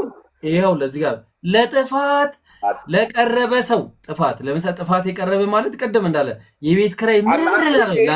ኧረ ቆይ አንድ ጊዜ ቆይ እሺ ለጥፋት የቀረበ ሰው አምስት ቁጥሩ አንብብ እስኪ 6 እሺ ቆይ አንዴ መጀመሪያ ለጥፋት የቀረበ ሰው የሚባለው ይኸው ዱቄት ያጣ ቤት ውስጥ የሚበላው የሚላስ የሚቀልመስ የጠፋበት ሰው የቤት ክራይ አናቱ ላይ እንደዚህ ኧረ ቆይ እሺ ቆይ የቤት ክራይ አናቱ ላይ የወጣበት ግራ የገባው ምንም በቃ ማድረግ ያቃተው ሰውን ለጥፋት የቀረበው ሰው ና ወንድሜ የቤት ክራይ ልክፈልልህ አይዞህ ከማለት ይልቅ ምን አለው? ቆይ አንድ ጊዜ እግዚአብሔር ወደዚህ አድርግልኝ። አዎ ምን አለ መሰለ? ነፍሱ ምርር ላለው ሰው የቤት ክራይ ያጣ መክፈያ ያጣ ሰው ሂድና ገልብጣው ያው ይጠጣ ድህነቱንም ይርሳ ጠጥቶ ድህነቱን ይርሳ። ከዛ በኋላ እኮ ትዝ ይለዋል ድጋሚ በነገር ላይ ይሄ ሰውዬ ድጋሚ ነው ትዝ የሚለው ሰክሮ እኮ አገባኝ። ሰክሮ ቤት ይገባና እናቱን ቤተሰቡን ልጆቹን እንዳለ ይዞ በምን እንዴ ምን ይቀረዋል? ብራዘር ጎረቤት አስቸግሮ ጎረቤቱን በጥብጦ አስብ። ሶሉሽን የሚገርም ሶሉሽን ማለት ነው። የሚገርም ሶሉሽን ቤተሰብ ይደበድባል፣ ሚስቱን ይደበድባል። እንደገና ደግሞ የማይደበድበው ነገር አለ እንዴ ብራዘር? ይህ እንዳለ ነው የሚጨርሳቸው። ከዛ ምን አለ? ድህነቱን ይርሳ። ከዛ ጉስቁልናውን ይርሳ። ለስንት? ለአንድ ሰዓት ነው የሚረሳው ብራዘር። ለ3 ሰዓት ለ4 ሰዓት ነው የሚረሳው። ከዛ በኋላ ህይወቱ አልተለወጠም። ይሄ ሰውዬ ድጋሚ ተም ከዛ በቃ ምንድነው ቤተሰቡን ብጥብጥ አድርጎ ያለውን ነገር እንዳለ ያጣል። ከዛ ትቦ ውስጥ ይቀቋ አንድ ጊዜ። ይሄ በጣም የሚገርም ምሳሌ ነው። ምክንያቱም ይሄንን የመሰለ ምሳሌ የለም። ተመልከት። እንደዚህ ትሄዳለህ ድህነትን ለመርሳት እንደዚህ ይውለ ተመል ወድቆ ነበር ወደኋላ ድህነት እንዴት እንደሚረሳ ነው ያለው። ምንድነው አንተ አሁን እሺ እንዳይወራ ለምን አስገባኝ? አንዴ ድህነት ይረሳ አንዴ ድህነት ይረሳ ድህነቱን ይርሳ አንዴ ምንድነው? ቆይ እንጂ ድህነቱን እናስረሳ አንድ ጊዜ። ምን ሆናችሁ ነው? ስለዚህ እሺ ምንድነው አታጣፊት ምንድነው? የማዳመጥ ችግር አለብኝ እንደ ኢብራሂም ምንድር አንተን በአካል አውቀዋለሁ። ይቅርታ ታውቀኛለህ? በጣም አውቃለሁ። አይሽ እኔ አንተ አታውቀኝም። አንተ አሁን ኢብራሂም አሁን አንተ እኛ ትላልቅ ሰዎች ነን አይደለም? ብንደማመጥ ይሻላል። አንዴ እሺ ልንገርህ፣ እሺ በዚህ አሁን ከላይ ጀምረ ቢታነብ 5 ቁጥር ላይ እንዳይጠጡ ይላል። አሁን ለምሳሌ እኔ ስለማይጠጡት አይመለከተኝም። እኔ አንተ አይመለከተኝም አሁን ስለነሱ። የዚህ ህግ ባለቤት ማን ነው እዚህ ጋር የተናገረው? 5 ቁጥር ላይ እንዳይጠጡ ይላል አይደል እንዴ? እኔ ምን አገባኝ ስለነሱ? እኔ 6 ላይ ነው ጥያቄ። 5 ላይ እንዳይጠጡ ይላል አይደል? እኔ ከዛ በኋላ 6 ላይ ነው ጥያቄ። ኑሮ ስለመረራቸው ሰዎች ነው። እኔ ኑሮ እሺ የመረራቸውን ሰዎች ነው እያወራ ያለሁት። አይመለከትም። እኔ ኑሮ ስለተመቻቸላቸውና ፈታ እያሉ ስለሚኖሩት አይደለም። ኑሮ ምርር ያላቸው ሰዎች ይመለከታል እኮ የቤት ኪራይ መክፈል ስላቃታቸው ሰዎች ነው እኔ ማውራት ያለው። ስለኝ ይመለከታል። እነዚህ ከሆነማ ወደ ጃነብ ትገባለህ። አይመለከተኝም ካልክ ወደ ጃነብ ነው የምትገባው። አይደለም ጃነምማ አንዴ ለምን ወርዳለሁ? ለነሱ መብት ቆሜ አንዴ ብራዘር አንዴ እሺ፣ 5 ቁጥር ቆይ በቃ እናንብበው እና እናንብበው። ቆይ እሺ፣ የት እንደምትሄድ እናያለን። እስቲ አንዴ ቆይ የታለ? እሺ ቆይ ላሳየህ። መጽሐፈ ምሳሌ ምዕራፍ 31 የት እንደምደርስ እስቲ እንየው እስቲ። እሺ ከአራት እነሳለን። ለነገስታት አይገባም አለ። ለሞኤል ሆይ ነገስታት የወይን ጠጅ ይጠጡ ዘንድ አይገባም። ይሄ አሁን ኑሮ ህይወታቸው የተመቻቸ ህይወት ላላቸው ሰውን አይመለከተኝም። ብራዘር ነኝ ኢትዮጵያ ውስጥ ነው ያለው። ከዛ በኋላ ይጠጡ ዘንድ አይገባም። መሳፍንትም አረ ቆይ አረ ላወራበት እንዴ። ከዛ ብርቱ መጠጥ ወዴት ነው ይሉ ዘንድ አይገባም። እነዚህ እንዳይጠጡና ህግን እንዳይረሱና እነዚህ መሳፍንትና ነገስታት ናቸው። እነዚህ ብራዘር ስለ መሳፍንት ነው። ግን ስለ ኖርማሉ ህዝብ አላወራም። እዚህ ጋር ያወራው ስለ ኖርማሉ ወደ ቲፋት እየሄዱት እስኪ ቀጥል። ወደ ቲፋት አሁን ኢየሱስ የመጣው ራሱ ሲጀመር ቆይ አዳምጠኝ፣ ጥፋት ውስጥ ላሉ ሰዎች ነው አይደል የመጣው? በቃ እነሱን ነው እኔ እያልኩ ያለሁት። እነሱ ጥፋት ውስጥ ያሉ ሰዎች ቆይ አንዴ፣ እነሱን መመለስ ነው ያለብን ወይስ ትቦ ውስጥ ግቡ ነው ማለት ያለብን? በዚህ አሁን ኢየሱስ በመጣበት ጊዜ ነው በዚህ ምድር ላይ አለ። አሁን አንተ አንብቤ ታውቃለህ? በቃ ቆይ አይደለም፣ መጽሐፍ ሲወርድ የሚወርደው ጥፋት ውስጥ ለገቡ ሰዎች ነው አይደል? ለኖርማል ለነገስታትም ጭምር ገባኝ። በተለይ ደግሞ ጥፋት ውስጥ ያሉ ሰዎች ይመለሱ ዘንድ አይደል እንደ እግዚአብሔር ሰዎችን የሚመክረው? ለነገስታትም ይመክራል እኮ ጥፋት ውስጥ አሁን ባይብል ላይ መልካም መንገድ ላይ አዳምጠኝ። ጥፋት ውስጥ ያሉ ሰዎች ከጥፋታቸው ይመለሱ ዘንድ አይደል እንደ ህጎች የሚወጡት? ወይ ደግሞ እንዳይሰሩ ህጎች ዳግም እንዳይሰሩ መልካም እየሰሩ ያሉት ከሆነ በዛ እንዲቀጥሉ። እሺ፣ ስለዚህ አሁን እነዚህ ጥፋት ውስጥ ያሉ ሰዎች መመለስ ነው ያለባቸው ወይስ ትቦ ውስጥ ግቡ ነው ማለት ያለበት? በዚህ አሁን ቱቦ ውስጥ ግቡ እያለ አይደለም። ከሰከርክ በኋላማ ትቦ ውስጥ አይደለ መኪና ውስጥ ትገባለህ ብራዘር። እየጠፋ ነው እኮ ያለው ይሄ። አረ ቢስሚላ በቃ አስዬ በቃ እሺ፣ አንተ ልጠይቅሽ። ምንም አጠይቀኝ። አሁን ይሄን ጥያቄ መመለስ አልቻልክማ። ጥያቄ መመለስ ስችል እኮ ነው ብራዘር። አዛከን እንዴ አስዬ ደግሞ እንደዚህ አክብረን እያወራን አይደለም። አሁን ከላይ እንዳይጠጡ ይላል፣ ከታች መግባታቸው ትክክል አይደለም። ወይኔ እሺ፣ ማን ነው የሚቀጥለው ጋይስ? ከማላችሁ አንድ እሺ ልጠይቅ ደርተኛል። እንዴት ነው ነገሩ ጋይስ? እሺ አቀጥሉም ወይስ እኔው ልቀጥል? መልሼ ኢምሮ አለ ወይ ማሂር? ጋሽ ኢብራሂም ስለሚወጡ እስቲ በካንተ ጋር ላውራ ይመቸኛል። አንድ ጥያቄ አናስተናግድም። አሁን ባይዞ አሲ አንድ ታዳምጣለህ? ለምን አታስተናግድም? ይዘናል። የጥያቄና መልስ ፕሮግራም አይደለም ያዝነው። ምን እየጠየቅ አይደለም? ባይሆን ግን ጥያቄ ተፈጥሮብህ እንዳትሄድ ስለምናንፈልግ ምድሮ የምናደርገው ወደ መጨረሻ አካባቢ አንዴ ቆይ ጥያቄህን ወደ መጨረሻ አካባቢ የዚህ ፕሮግራም መጨረሻ አካባቢ ትጠይቃለህ። አሁን ከሌሎች ክርስቲያን ጋር እናወራና ጥያቄህን ይዘህ ፕሮግራሙን 6 ሰዓት ምናምን ሲሆን 6 ሰዓት ምናምን ላይ ትመጣና ትጠይቃለህ። አይ ቲንክ 6:30 እንዘጋለን።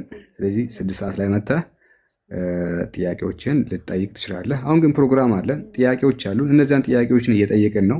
አንተ ልትመልስ አልቻልክም።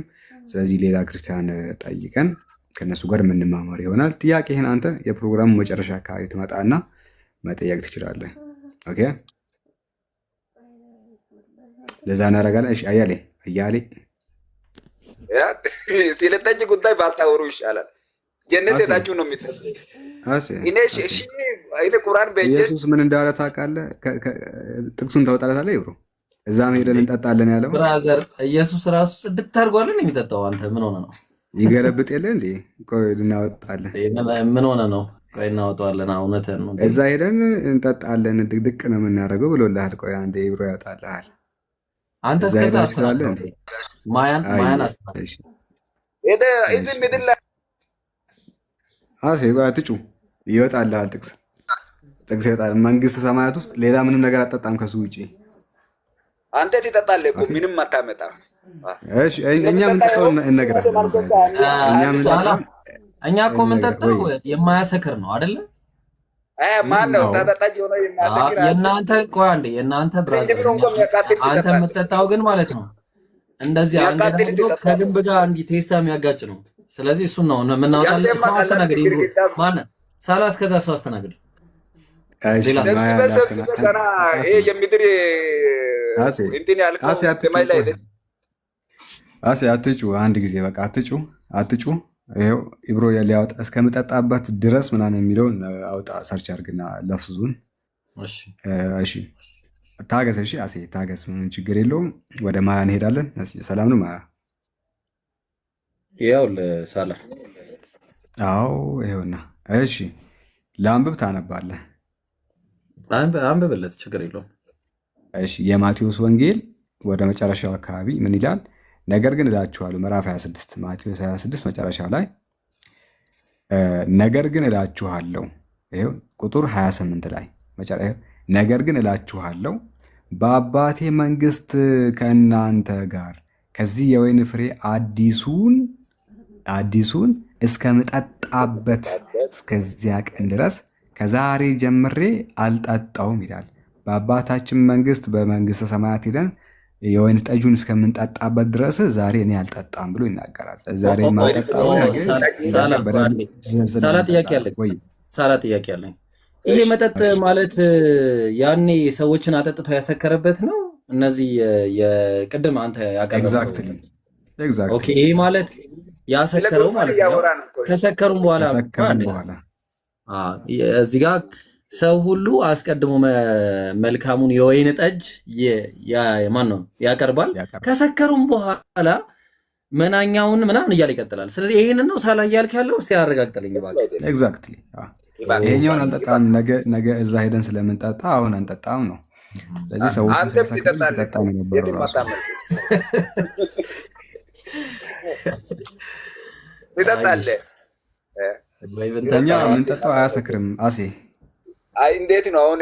የዝንጅብል አያቃጥልም? ያሰክራል። ዘንጀብል የዝንጅብል ያኛው ደግሞ የታተመ ምን አይነት ያሰክራል? የዝንጅብል ያሰክራል። ነገር ንገሩኝ በእናትህ። አሁን ሲወጣ ያሰክራል።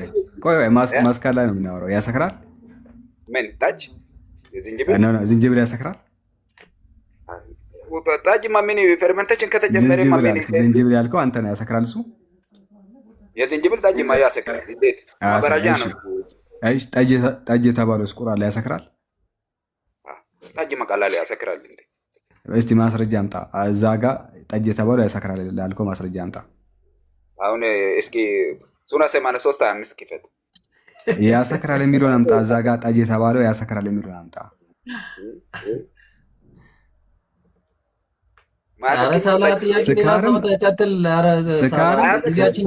ስካርም ራስ ምታትም የለባቸውም ነው የሚለው። ስካርም ራስ ምታትም የለባቸውም። አንደኛ ስካር የለም፣ ሁለተኛ ራስ ምታትም የለባቸውም ብሎ ያስቀምጣል። ስለዚህ ማስረጃ ስላሌለ ይሄ ከሆነ ጥያቄ በጣም ያሳዝናል። ለማንኛውም ይኸው ታደርጋለህ። እሺ ማያ አይ ቲንክ ማይ ካላሳችን ሰው የንጉስ ልጅ እንዴት ነህ? ሰላም ነው አለው። ለጥፋት ለቀረበ ሰው ምንድነው መፍትሄው? ለምን ለቀረበ? ለጥፋት ለቀረበ ሰው ጸሎት ነው።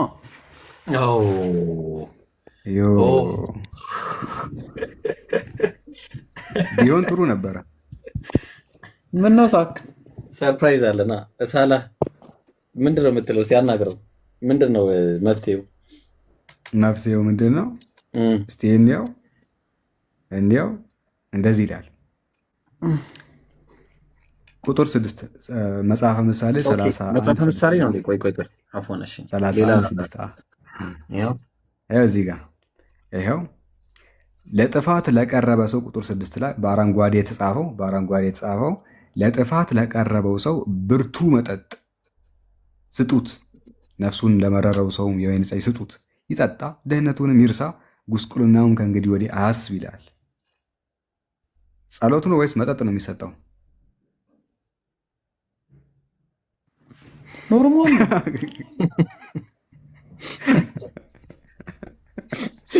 አንተ ሳርዬ ጋጥሽ አሁን እዚህ ጋር መለስልን። የንጉስ ልጅ ለጥፋት ለቀረበ ሰው መጽሐፈ ምሳሌ 31:6 ላይ ምንድነው ስጡት ያለው? መጠጥ ነው አይደለም? ኖርማል ነው። መጠጥን ቢጠጣ ለምሳሌ እንዴት ስከር አልተባለም። ሀሳቡ የሚለው ከጠጣ እንዴት ነው ለምሳሌ የሚያሰክረው? ድህነቱን ይረሳ ዘንድ እንዴት ነው የሚረሳው? ነው ሳይሰክር አይደለም የሚረሳው? ኖ ክፈተው፣ መስከር እኮ መጽሐፍ ክፈተው እስኪ። አይጠበቅብህም እኮ። ቆይ ስከር አላለውም ነው ያለው። ይጠጣ ድህነቱንም ይርሳ አለ። ሳይሰክር ነው ድህነቱን የሚረሳው? እንዴት ነው ጠጭ የሚረሳው? እሺ መጠጥ ማለት ስከር የሚላለ እዚህ ጋር ድህነቱን የሚረሳው ጉስቁልናውን የሚረሳው ጠጥቶ ብቻ ነው? ያ አረ የምርህን ነው ንጉስ ልጅ? የምርህን ነው? ጠጥተህ ብቻ ትረሳለህ ወይስ ሰከረ ነው የምትረሳው? እኮ አምጣ ስከር መጽሐፉ ያላለውን ከየት ነው የምትወልደው? በግድ ነው እንዴ? ስታወራ ጥንቃቄ አድርግ ከክርስቲያኖች ጋር ስታወራ፣ ምክንያቱም ሰክረው ሊሆን ስለሚችል እንዳንሰደብ አደራ። እሺ ጠንቀቅ ብለህ አውራ። ቀጥለሽ ችግር የለም። የንጉስ ልጅ ድህነቱን ይርሳ ሲል ሰው ጠጥቶ ብቻ ሊረሳ ይችላል ወይ? ድህነቱን ይርሳ ሲል ሰክሮ ይርሳ አለ ወይ ብሏል ወይስ እኔ እንዳንተ ማለት ይጠበቅበታል? ውለድ፣ ለምሳሌ ልጅ ውለድ ብልህ ሴክስ አርግ ባልልህም ምን እያልኩ እንደሆነ ታውቃለህ አይደለ? ሴክስ አርግ አልከኝ አትለኝም። ልጅ ውለድ ብልህ የግድ ተገናኝ ሚስትን እንደዚህ አርጋት ምናምን ብዬ መናገር አለብኝ? ልጅ ውለድ ካልኩ ቀሪውን አንተ ነው የምታውቀው፣ ቀሪውን ታውቃለህ። ግዴታ ሴክስ አርግ ማለት አለብኝ ልጅ ውለድ ምናምን ለማለት? ሰው አይምሮውን የሚስተው ለምሳሌ በመስከር ብቻ ነው አይምሮ አይጠበቅብኝም። አእምሮ ይሳታል። ሳላ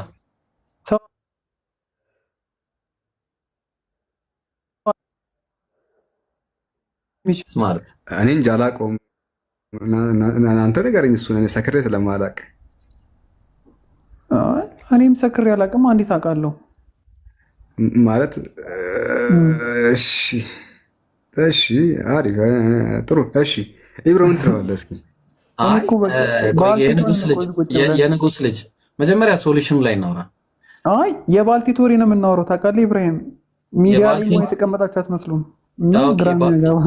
ምን ማለት ነው የባልቴት? ኦኬ አሃ፣ መጽሐፈ ምሳሌ የባልቴት ወሬ ነው። አንዴ መጽሐፈ ምሳሌ ማለት ነው የባልቴት ወሬ መጽሐፈ ምሳሌ ነው። አይ መጽሐፉ የሚለውን ማንበብ ሌላ የራስን እሱና በቃ የባልቴት ወሬ ማለት መጽሐፉ ነው ማለት ነው። እንደዛ እያልከኝ ነው? አየው። ስለዚህ አሁን መጽሐፍን አትስደብ። ይቅርታ እኛን ሰድባለሁ ብለህ መጽሐፍን እየሰደብክ ነው። ሁለተኛ ኧረ እኔ አልተሳደብኩም። ስድብ የሴጣን ነው፣ እኛ አንሳደብም። ኧረ ስድብማ ቢስሚላ ቀላል ትሳደባላችሁ። ቆይ ላሳየህ እንደ የተሳደባችሁትን። ቆይ ላሳየህ። እፎይ ቤት ገብቶ ከስድብ ያለፈ የሚራገመው እኮ እናንተ ሰዎች እናሳያለን። ሳላህ አለ አተገበላችኋለን። እኔን የሰደበኝን አለ ምናልባት እሱን እናሳያለን። አሁን ቆይ እሱም የስካር ውጤት ነው። ምን መሰለ የስካር ውጤት ስለሆነ አንፈርድባችሁም፣ ችግር የለውም። ስለዚህ አሁን ምን አለ መሰለ መጽሐፉ ሲናገር ለጥፋት ለቀረበ ሰው አለ። ጥፋት ማለት ምን ማለት ነው? ምን ማለት ነው? የንጉስ ልጅ ሃሎ ሄድክ? ምንድን ነው ቤቱ? ጥፋት ማለት ነው። እሺ አህመድ ተመለስ። እሺ በጣም እንትን ብለሃል፣ እንዳይዘጋብን ቤቱ። እሺ ጥፋት ማለት ያው የመረረው ማለት ነው፣ ህይወት የመረረችው ማለት ነው አይደለ? አዎ ድህነቱን ይረሳ ዘንድ ይላል። በጣም ጥሩ። ድህነቱን እንዲረሳ አንድ ሰው ብር ነው የምትሰጠው ወይስ ብርቱ መጠጥ ሰጥተህ ነው የምታሰክረው? ምናልባት ሀሳቡ የተጻፈበትን ቦታ ማንበብ የተሻለ ነገር ነው የሚሆነው፣ ሙሉ ሀሳቡ ማለት ነው። በቃ እንደዛ ከሆነ ማንበብ ነው። እናንብበው። ያው ምን ይላል መሰለ ቁጥር 6 ቦታውን ንገረኝ። መጽሐፈ ምሳሌ ምዕራፍ 31 ቁጥር 6 እሱ ያንብብ ማለት ተቀጥል። አንተ አንብብናና እዚሁ ከማያ ጋር እንቀጥላለን። ተዘጋጅበት። ከዛ ሰላም ነው ማያ?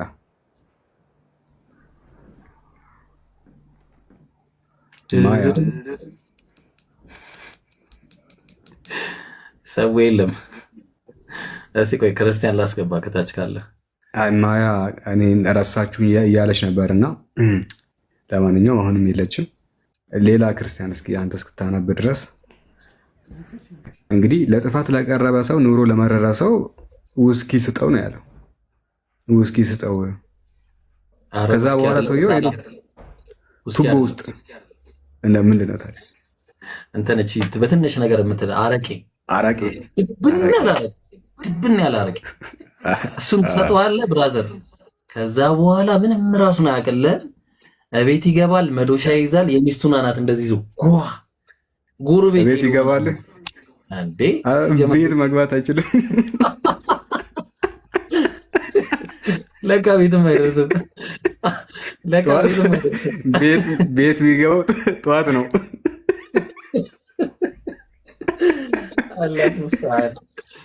በጣም ከባድ ነው። ቤትም ለካ አይደርስም። መስቻለሁ ታውቃለህ። ቤት ሳይደርስ ቱቦ ውስጥ ይገባል፣ ብሩንም ይዘረፋል። የማይዘረፈው ነገር የለም። ራቁቱን ነው ሲጀመር የሚገባው። ኦኬ ተሳስቼ ነው፣ ይቅርታ። ረጃቱ ብያለሁ። ረጃቱ ሳላ በጣም ይቅርታ። በጣም ነው እንዴ። ምን ሆነ ነው? እሺ ሰላም ነው ማያ። የማያ ድምፅ ይሰማችኋል? ሚውት ላይ ናት ግን እስቲ እያወራች ነው። ምንድን ነው ሀሳቡ? እስቲ መጀመሪያ የእሷ ድምፅ ታች ይሰማል? አይሰማም። የእሷ አይሰማም። ሙስሊም ነሽ ወይስ ክርስቲያን ነሽ? ቆይ መጀመሪያ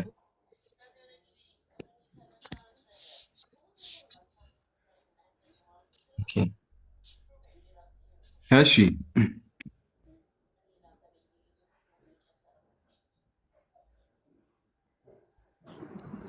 ኢብሮ ምን ትላለህ? ርዕሳችንን እና የኔ ሀሳብ እሺ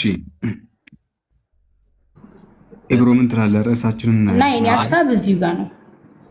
እሺ እንዲህ እናደርጋለን። ማያ መጠየቅ ምናምን ከሆነ የፈለግሽው ከፈለግሽ በውስጥ ልታናግሪኝ ትችላለሽ። አይሰማም? ይሰማል።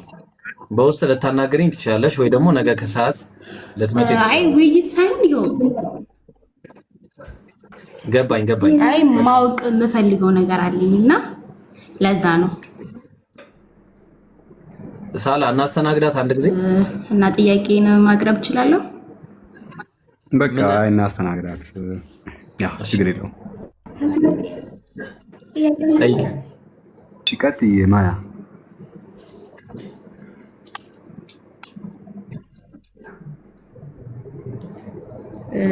እሺ ማለት የኛ መጽሐፍ ተበርዟል፣ ትክክል አይደለም ትላላችሁ።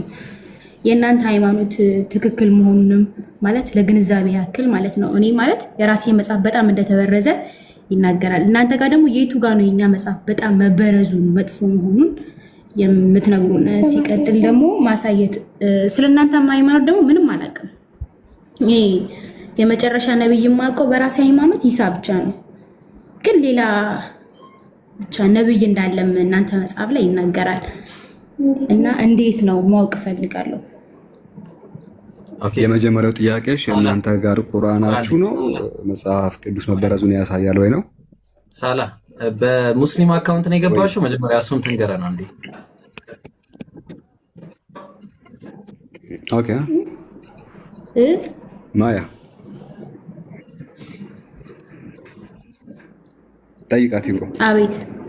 በሙስሊም አካውንት ገብተሽ ነው ወይስ ሙስሊም ነሽ?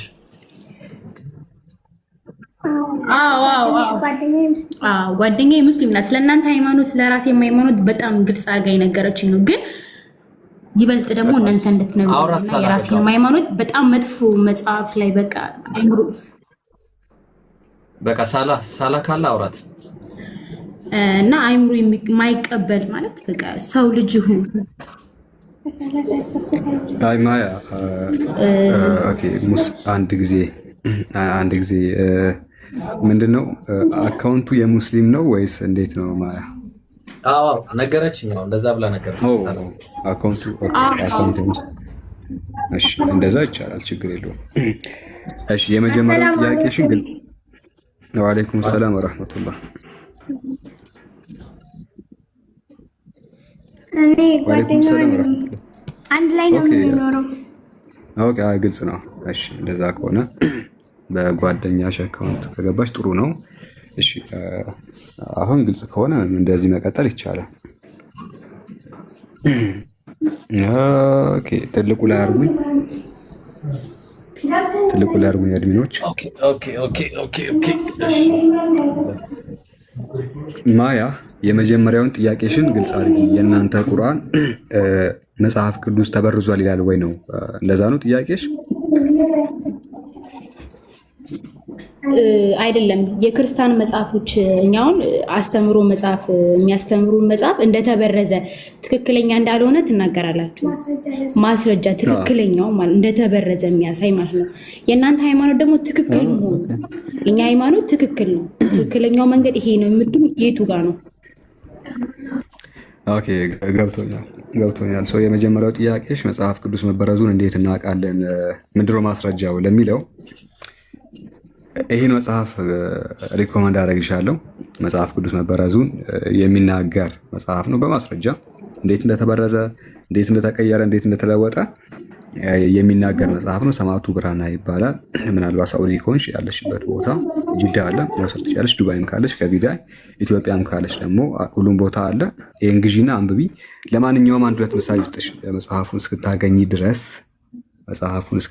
ድረስ አንድ ሁለት ኤግዛምፕል ልስጥሽ። መጽሐፍ ቅዱስ መበረዙን የሚያሳይ መበረዝ ሲባል አንድ ነገር ሲጨመርበትና ሲቀነስበት ነው አይደለ ማያ?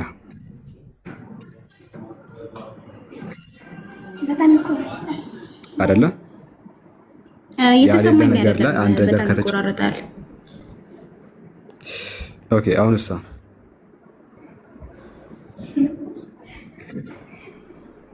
አሁን ሰማሉ? እሺ እየተሰማችሁ ነው? እኔ ምንም የተሰማኝ አይደለም።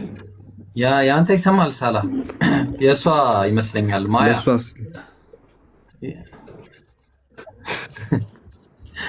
ማያ ወይ አስተካኪና እንትን በይኝ። አሁን ርዕሳችንንም ለአንቺ ብለን አቆርፍደን ድጋሚ እኔ ተመልሻለሁ። ኢብራሂም ከኔ ጋር እንቀጥል። አንብቤዋለሁ። አንዴ አንተ አሁን እየተሰማኝ ኢብሮ አስቀጥለው። እሱ ኢብሮ ማያ ኔትወርክሽ ጥሩ አይደለም። በቃ እንደዛ ነገ ነው ይቻላል። ነገ ነው። እሺ በቃ ነገ በቃ ነገ ጠዋት ወይ ከሰዓት። እሺ ፎሎ አድርጊኝና ነኝ። እሺ አይ ኸይርሽ። የንጉስ ልጅ አይል እሰማለሁ። እያየው ነው እየሰማው ነው። ከቁጥር 1 ስናነበው ለሀሳቡ የሚለው በደንብ ሳነበው የሳሙኤል እናት ለሳሙኤል የመከረችው ምክር ነውና ከላይ እንጂ ይሄ የእግዚአብሔር ቃል ምናምን የሚል አይደለም። የሳሙኤል እናት ናት ተናጋሪዋ። ለማን ነው የምትናገረው? ለሳሙኤል ነው የምትናገረው። ምን እንደሚል ታውቃለህ? ምዕራፍ 1 ቁጥር 1 ላይ ማነው? ምዕራፍ 31 ቁጥር 1 ላይ እናቱም እርሱን ያስተማረችበትን የማሳ ንጉስ የሳሙኤል ቃል ይላል። የሳሙኤል ቃል ማለት እናቱ ያስተማረችውን የተናገረው ሳሙኤል ቃል። እሺ ልጄ ሆይ ምንድነው? ቆይ አንዴ ልጄ ሆይ ምንድነው? የሆዴ ልጅ ቆይ አንዴ የሆዴ ልጅ ምንድነው? ኧረ ቆይ አንተ አትፈጥንም ብራዘር፣ በጣም እየዘገየ ነው። የሆዴ ልጅ ሆይ ምንድነው? የስዕለቴ ልጅ ሆይ ምንድነው? ጉልበትህን ለሴቶች አትስጥ፣ መንገድህን ነገስታትን ለሚያጠፉ እሺ ለነገስታት አይገባም። ለሙኤል ሆይ የነገስታት የወይን ጠጅ ይጠጡ ዘንድ አይገባም። መሳፍንትም ብርቱ መጠጥን ወዴት ነው ይላሉ አለ። እንዳይጠጡ ሕግንም እንዳይረሱ ለጥፋት የቀረበውን ሰው መጠጥ ስጡት አለ። እሺ ነፍሱ ለመረረው የወይን ጠጅ ስጡት አለ። ይሄ አሁን እየተናገረ ያለው ቆይ አንዴ እሺ ንጉስ ለሙኤል የተናገራቸው ምሳሌው በማን ነው የተናገረው? ተናጋሪዋ እናቱ ነች። ሳሙኤል ምሳሌው በማን ነው? ገባኝ። ምሳሌው በማን ነው? አይ እኮ እኔ ባነበው ደስ ይለኝ ነበር እንደዚህ ከምትጠይቀኝ። ገብቶኛል። ምሳሌ ሲናገር አንድ እኮ ዝም ብሎ ምሳሌ አይነገርም አይደለ? ያለ ምክንያት አይነገርም አይደለ? ምሳሌ እሱ ሳሙኤል ወደፊት የሚገጥመውን ነገር ስለ ፊውቸሩን እናቱ የምትነግረው የተናገረችውን እየተናገረ ነው። ለሌላ ሰዎች ማለት ነው። ሳሙኤል ማለት ነው። ገብቶኛል እኮ ብራዘር፣ የንጉስ ልጅ ገብቶኛል። ምሳሌ ሲነገር ግን ዝም ብሎ ነው የሚነገረው? ጨዋታ ነው እዚህ ላይ ያለው። እንግዲህ እዚህ ጋር ታሪክ እንደምናነበው እናቱ ጨዋታ ነው። አሁን እኮ ምንድን ነው ሰጠገባ ከምናደርገው እኔ ላውራ መማር ላይ ነው እኮ የንጉስ ልጅ በስነ ስርዓት አነበብ ነው። አንተ ስድስት ነው ያነበብከው፣ እኔ ደግሞ ላንብበው። አነበብ ነው እኮ መጽሐፉ የሚለውን አየ። እናቱ ነች እኮ ተገባኝ እኮ አሁን እናቱ እርሱን ያስተማረችበት የማሳ ንጉስ የልሙኤል ቃል ይላል። የልሙኤል ቃል ማን ነው? ልሙኤል ማን ነው? ሳሙኤል ነው። በቃ ጥሩ። ስለዚህ አሁን ምን እያለ ይናገራል? ይሄ ሳሙኤል ደግሞ በማን የተሾመ ነው? ይሄ በእግዚአብሔር ተሾመ ማለት ነው። በኤሊ ማለት ነው። ከራሱ ነው የሚያወራው ወይስ እግዚአብሔር ነው እየነገረው የሚያወራው? እናቱ የነገረችውን እያወራ ነው። እባክህ ገብቶኛል እኮ ይሄ እንዴ ንጉስ እኮ ዝም ብሎ አይናገርም ብራዘር። ንጉስ ዝም ብሎ አይናገርም እኮ እናቱ የመከረችውን ምክር እያወራ ነው። ኢብራሂም ውሃ ጠጣ አንተ እስኪ እኔ ላውራ። ውሃም ኧረ እባክህ በጣም እሺ። ምን መሰለ ንጉሱ እናቱ የሰጠችውን ምክር ይናገራል። ትክክል ነህ። እናቱ የሰጠችው ምክር ዝም ብሎ የማይረባ ምክር ቢሆን ይነግረናል እኮ። ለምሳሌ ግን ቁጥር 4 ላይ እንደዚህ ይላል፣ ጉልበትን ለሴቶች አትስጥ፣ መንገድንም ነገስታትን ለሚያጠፉ እነዚህ መሰናክል ናቸው። ጉልበቱን ለሴቶች ማለት ለሴት ከሴት ጋር ቢዳራ ምን አታርግ ነው፣ ክልከላ ነው።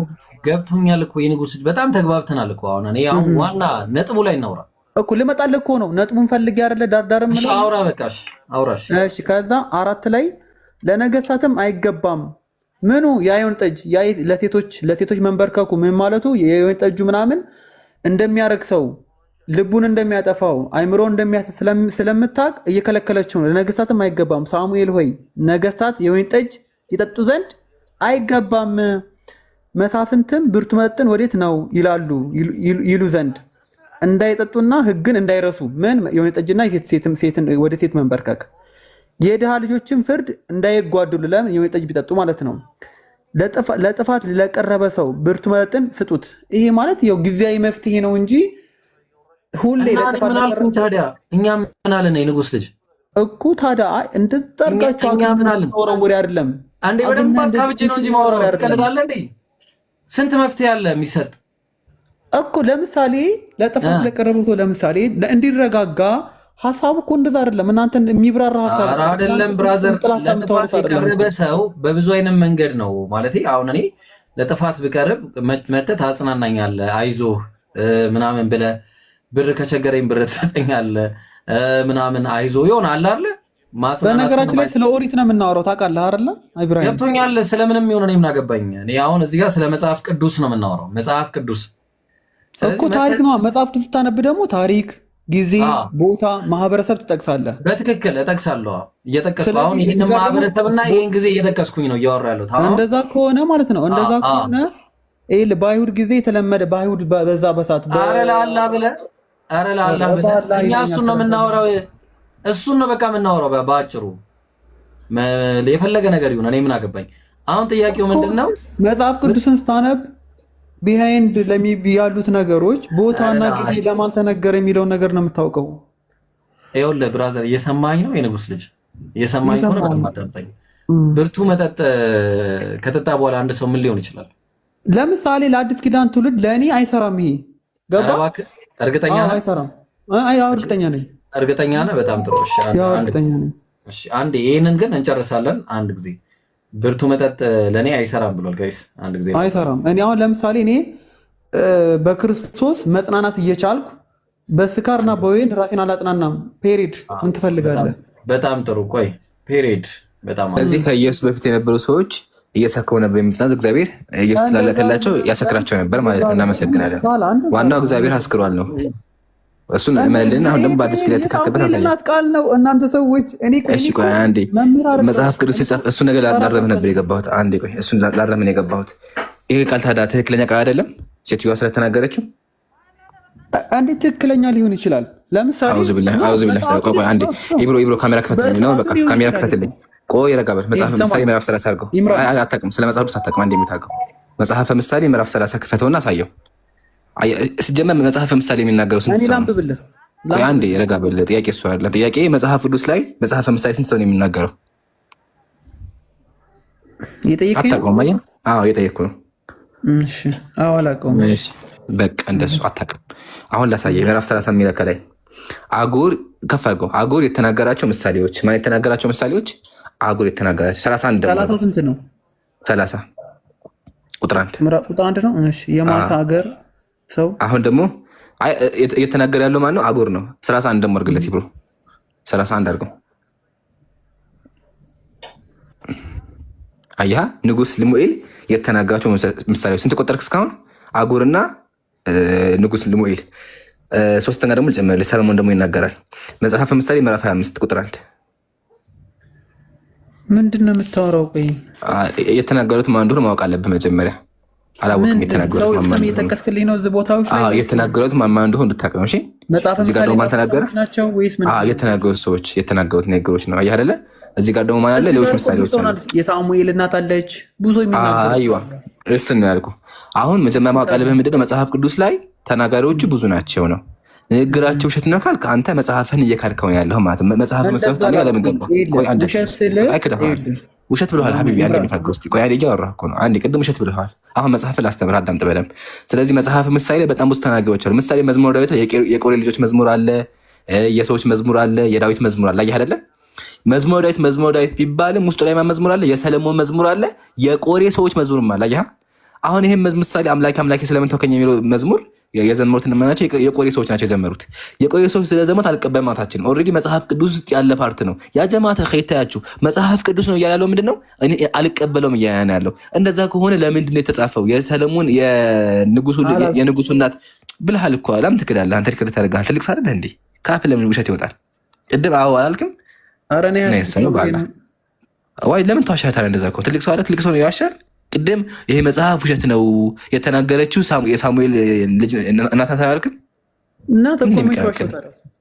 ታዲያ እንደዛ ከሆነ እኔ መኮክት ይሄ ነው የሳሙኤል እናት ተናገረች ማለት ውሸት ነው ማለት አይደለም ያልኩ ነው። አዳምጠኝ። መጽሐፍ ቅዱስ ላይ በጣም ብዙ ተናጋሪዎች አሉ። ሳሙኤል እናት ተናገረች ማለት ምን አልከኝ? ወይ ደግሞ ሳሙኤል ተናገረ ማለት ነው? አይደለም።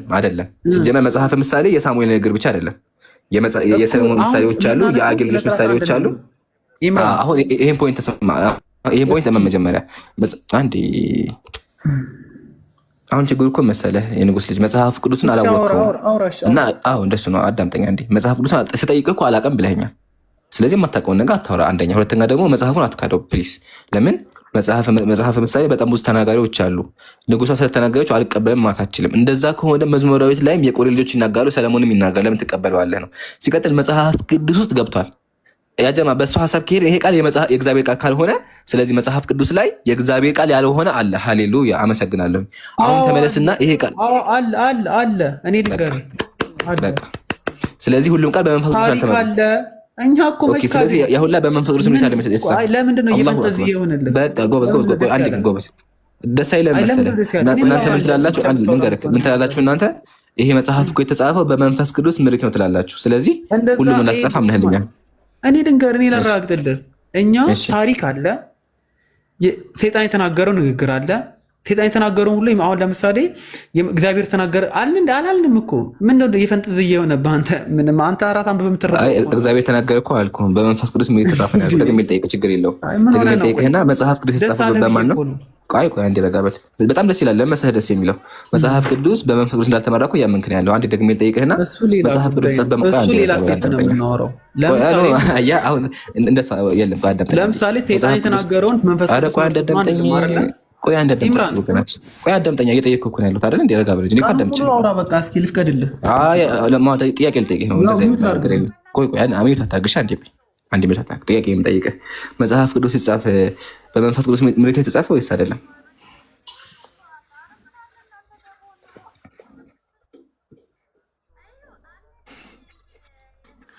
ቄሱም ዝም አለ። በቃ ቄሱም ዝም አለ። አያቸዋ። አይ ኢምሩ ግን እኔ ጥያቄ አለኝ ላንተ። አሁን የመጽሐፈ ምሳሌ አለ ቅድም እንዳልከው መጽሐፈ ምሳሌ ውስጥ የዚህ ንጉስ ምሳሌ ሲጀመር በእግዚአብሔር የተሾመ ንጉስ ነው። ልብ አድርግ። የእሱ እናት የተናገረችው ምሳሌ ዝም ብሎ የሚቀመጥ አይደለም። የሰለሞን ምሳሌ አለ። ለምን ነው የተቀመጡት ሲጀመር? ምንድነው እኮ ኢብራሂም አንተ ነው የጠየቀው። ኢብሮ ጥያቄ መጀመሪያ መልስልኛል። ኧረ ኢምራን በእናትህ አልመለስኩም። ኧረ ቢስሚላህ። ኧረ ቆይ ኢምራንን ልጠይቀው እባክህ። ኢምራን ለምንድን ነው የተቀመጡት ነው አሁን ጥያቄው። ዝም ብለው በቃ በሱ ሎጂክ ሄደን ዝም ብሎ በቃ ጥቅም የለውም ዝም ብሎ ገባ። ግን አንቀበለውም ነው ገባ። ለምን የእግዚአብሔር ቃል አይደለም ይሄ ንግግር የንጉሱ ንግግር ነው። ስለዚህ ዝም ብሎ እግዚአብሔር ዝም ብሎ አስገባው። በቃ አሁን ወገ ጥያቄ መልስልኝ። ካልመለስክ ትወርዳለሽ ወንድሜ። ጥያቄ ምንድነው? መጽሐፍ አላወርድም። የምትወርደው ካልመለስክ ነው። እሺ አታስብ። አሁን የሚያወርደኝ ነው። ግን ካልመለስክ ደግሞ እንለያያለን። ለምን ያስገባን እኛ የአንተን ታሪክ ልንሰማ ሳይሆን ምሳሌ 31 ቁጥር 5 ለምን አስረግጠን እናወራም? እኔ እኮ እሱን አልጠየቅኩም። አየህ አይደል አሁን መሸሽ ጀመርክ። ቅድም አንተ ራስህ መጽሐፍ ቅዱስ የሰይጣን ቃል አለበት። አይ መሸሽ የጀመርኩ እኮ አንተ ነህ ወንድሜ። አሁን ምን አልከኝ አንተ? መጽሐፍ ቅዱስ የሰይጣን ቃል አለበት ምናምን ብለህ መጽሐፍን ካድከውና ልጠይቅህ ስል አሁን እንመለስ ትላለህ። አንመለስም። መጀመሪያ ያቦካኸውን ነገር ማረም አለብህ። ተመለስና ደግሜ ልጠይቅህ። መጽሐፍ ቅዱስ ማን የጻፈው? በመንፈስ ቅዱስ ሁኔታ የተጻፈው አይደለም። መጽሐፍ ቅዱስ ታሪካዊ ክዶታል፣ ጦርነቶች አልጠየቅኩም። አየህ ጆሮ እየሰራ አይደለም። አልጠየቅኩም ወንድሜ ንጉስ፣ እሱ አልጠየቅኩም። እኔ አልጠየቅኩም። ጥያቄ መጽሐፍ ቅዱስ የተጻፈው በመንፈስ ቅዱስ ምሪት ነው ወይስ አይደለም? መጽሐፍ ቅዱስ እኮ አንድ ቅዱስ ሲጻፍ የተጻፈው አዳምጠኛ። ምንም ጥያቄው ራሱ እየገባ እኮ ያለ። እሺ ጥያቄው ገብቶሃል? እሺ ጥያቄው እንደገመው ሲገባ ጀጅ ከምታርግ ምን አለ? እሺ ጥያቄው እንደገመው ከገባ አይ እየመለስክ አይደለም ንጉስ። ሰው ጥያቄው እንደገመው ከገባ አሁን አንተ ለማንኛውም ልቀጥል የለ ቆይ ረጋ ጥያቄውን መልሳ አይደለም መጣጣ ብዙ ጆሮ ይኖረዋል እኮ። አረ ይሄ ልጅ ምንድን ነው የሚያወራ? ጀማ ምንድን ነው የምታወራ? ጤነኛ ነህ? እሺ ወደ ጉዳይ ግባና መጽሐፍ ቅዱስ የተጻፈው በመንፈስ ቅዱስ ነው ወይስ አይደለም? ጥሩ የለ ለምሳሌ ሁሉንም አይደለም እንደዛ ሁሉንም አይደለም ብለህ ወንጌላቶች አሉ፣ የሙሴ መጽሐፍት አሉ፣ ትንቢቶች አሉ፣ እነሱ አሉ። እነዚህ ደግሞ በመንፈስ ቅዱስ የጻፉት በመንፈስ ቅዱስ መሞላትን የጻፉት ለአንዳንድ ነቢያት የጻፉት ታሪኮች አሉ፣ ሰይጣን የተናገራቸው አሉ። እነዚህ ደግሞ በመንፈስ ቅዱስ ማሻአላህ። ቆይ ስለዚህ እያልከኝ ያለኸው በመንፈስ ቅዱስ ቆይ አንዴ አዳምጠኛ። ስለዚህ እያልከኝ ያለኸው በመንፈስ ቅዱስ የተጻፈም አለ ያልተጻፈም አለ። ያ አለ ታሪክ። አላሁ አክበር። በቃ እዚህ ጋር ያዝ። ስለዚህ መጽሐፍ ቅዱስ ሙሉ ለሙሉ የመንፈስ ቅዱስ ንግግር አይደለም። እሱ አልመራቸውም ሙሉ አልመራቸውም። ቆይ ሪካርድ መደረግ አለበት። በደንብ ስሙ። ምን ይሉ ነበር ክርስቲያኖች? መጽሐፍ ቅዱስ የእግዚአብሔር ምሪት ነው ይሉ ነበር። አሁን ግን ወገናችን በጣም ጎበዝ ነው፣ ወላሂ ጎበዝ ነው። ግማሹ ፓርት አለ ብለኸኛል።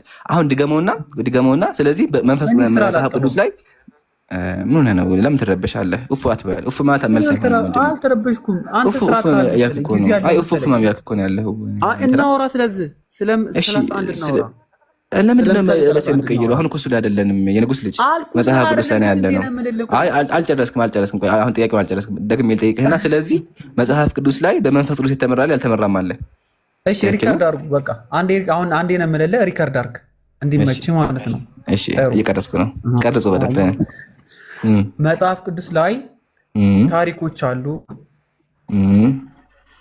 ሪካርድ እያደረጋችሁ ሙስሊሞች። ከዛ በመንፈስ ቅዱስ ደግሞ በመንፈስ ቅዱስ የጻፉ ለእኛ የሰጡ ትእዛዞች አሉ። ለምሳሌ ለሙሴ የተሰጡ ህጎች አሉ። በእግዚአብሔር በኩል ቀጥታ የመጡለት 500 ምናምን ቃላቶች ከእግዚአብሔር ጋር ያወራዋል ለሙሴ። ወንጌላት አሉ። ወንጌላ የጻፉ ታሪኮች አሉ። እነዚህ ታሪኮች ሰዎች በነበሩ የጻፉት ናቸው። ሰይጣን ራሱ የተናገረው ተብሎ ይጻፈዋል።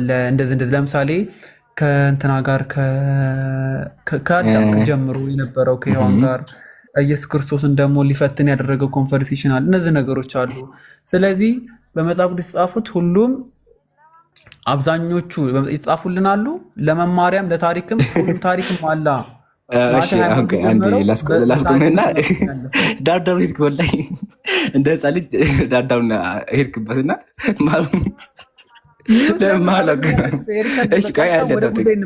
አይደለም ወላሂ ዳዳውን ሄድክበት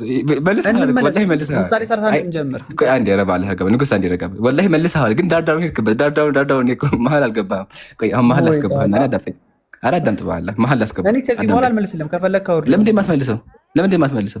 ስንቴ ልበልልህ? ቆይ አንተ እሺ ቆይ አንዴ ቃል በቃ መልስ፣ ከዛ አልጠይቅህም። ቃል በቃ መልስልኝ። በቃ አንዴ ብቻ መጽሐፍ ቅዱስ ላይ በእግዚአብሔር እችን ብቻ፣ ከዛ አልጠይቅህም ደግሜ። እሺ ወንድም እችን ብቻ መልስ፣ እችን ብቻ ወላሂ፣ እችን ብቻ ወረበል፣ እችን ብቻ፣ ከዛ ደግሜ አልጠይቅህም። እሺ አሁን ጥያቄ መሰለህ? ቆይ አትሽ፣ እኛ ጋር የለም ብራዘር፣ እንደዚህ ይባል። ደግሜ ልጠይቅህ፣ መጽሐፍ ቅዱስ ላይ በመንፈስ ቅዱስ ምሪት ያልተጻፈ ፓርት አለ ወይስ የለም?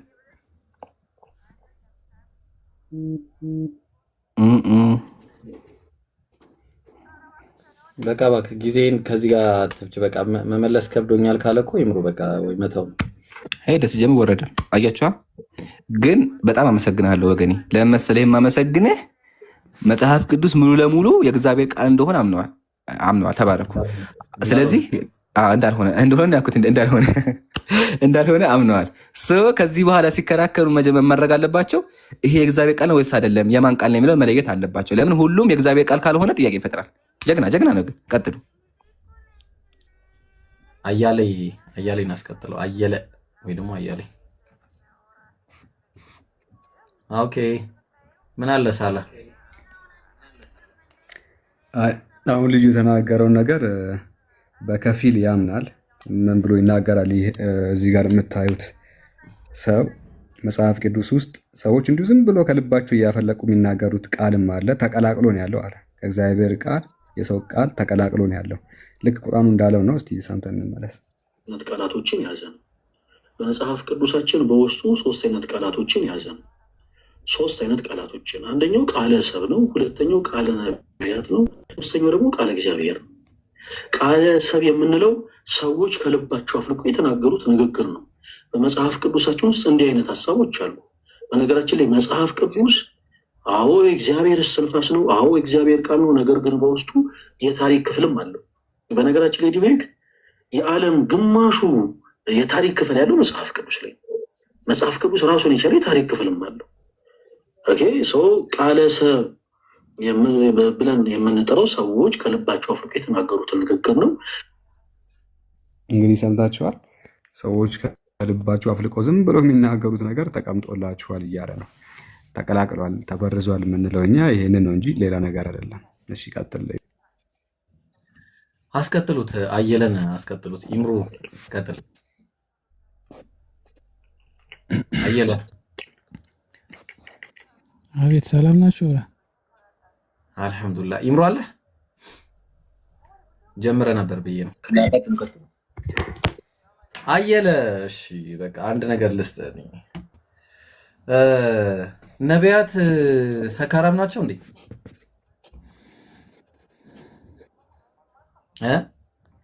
ማለት ነቢያት ሰካራም ናቸው ወይስ አይደሉም? ማለት ነቢያት ሰካራም ናቸው። እስቲ ነቢያት ሰካራም ናቸው ወይስ አይደሉም? የማን ነቢያት? የመጽሐፍ ቅዱሱ ነቢያት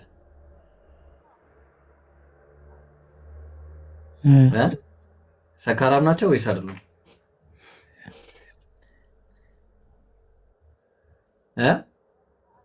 ጥያቄ ግልጽ አይደለም። በጣም ግልጽ ነው። ግልጽ አይደለም። በምን ምክንያት ነው? የእግዚአብሔር ነቢያት ሰካራም ናቸው ወይስ አይደሉም? ሀ ሰካራም ናቸው፣ ላ አይደሉም። አጭር ነገር እኮ ነው። አይደሉም፣ ሰካራም አይደሉም። ስለዚህ የሰከረ ነብይ ካለ ደግሞ በጣም አስቸጋሪ ነው ማለት ነው። እንግዲህ ነብይ አይደለም። ይህን ኮንፊርም ስላደረክልኝ አመሰግናለሁ። ዘፍጥረት 9 ላይ ምንድን ነው የሚለው?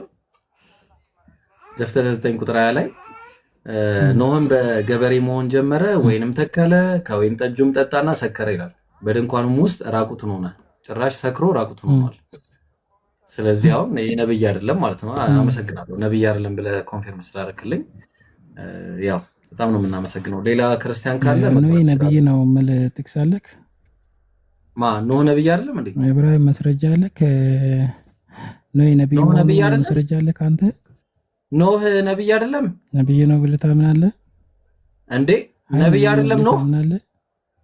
ቆይ ነብይ ነው አይደለም ማለት ነው? ወይኔ ከእግዚአብሔር ቃል የሚመጣለት ከእግዚአብሔር ቃል የሚመጣለት ይሄን አልክድም። መጽሐፍ ቅዱስ ውስጥ ብዙ ነቢያቶች አሉ መልእክት የሚቀበሉት፣ ግን ነብይ ነው የሚል ካገኘ ነብይ ነው በሚለው እናወራለን እኮ። ነብይ አይደለም መጀመሪያ እሱን ንገረኝ አንድ ጊዜ።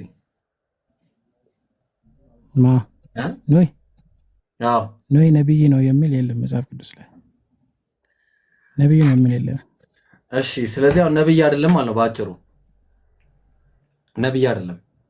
ነብይ ማለት ነው አንተ ምንድነው ሲሰራ የነበረው? ነብይ ማለት ነው ሲሰራ የነበረው ስራ ምንድነው?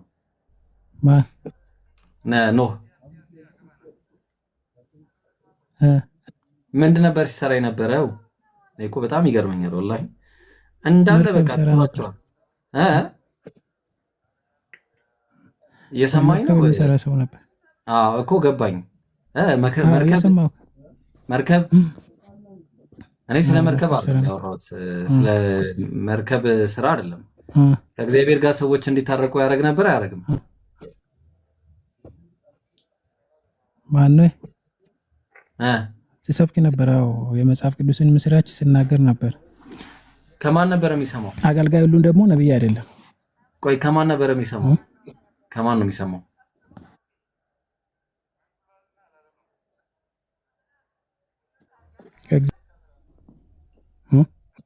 የእግዚአብሔር ቃል ይመጣላቸው ምንድን ነው? ክርስቲያኖች ይባላሉ።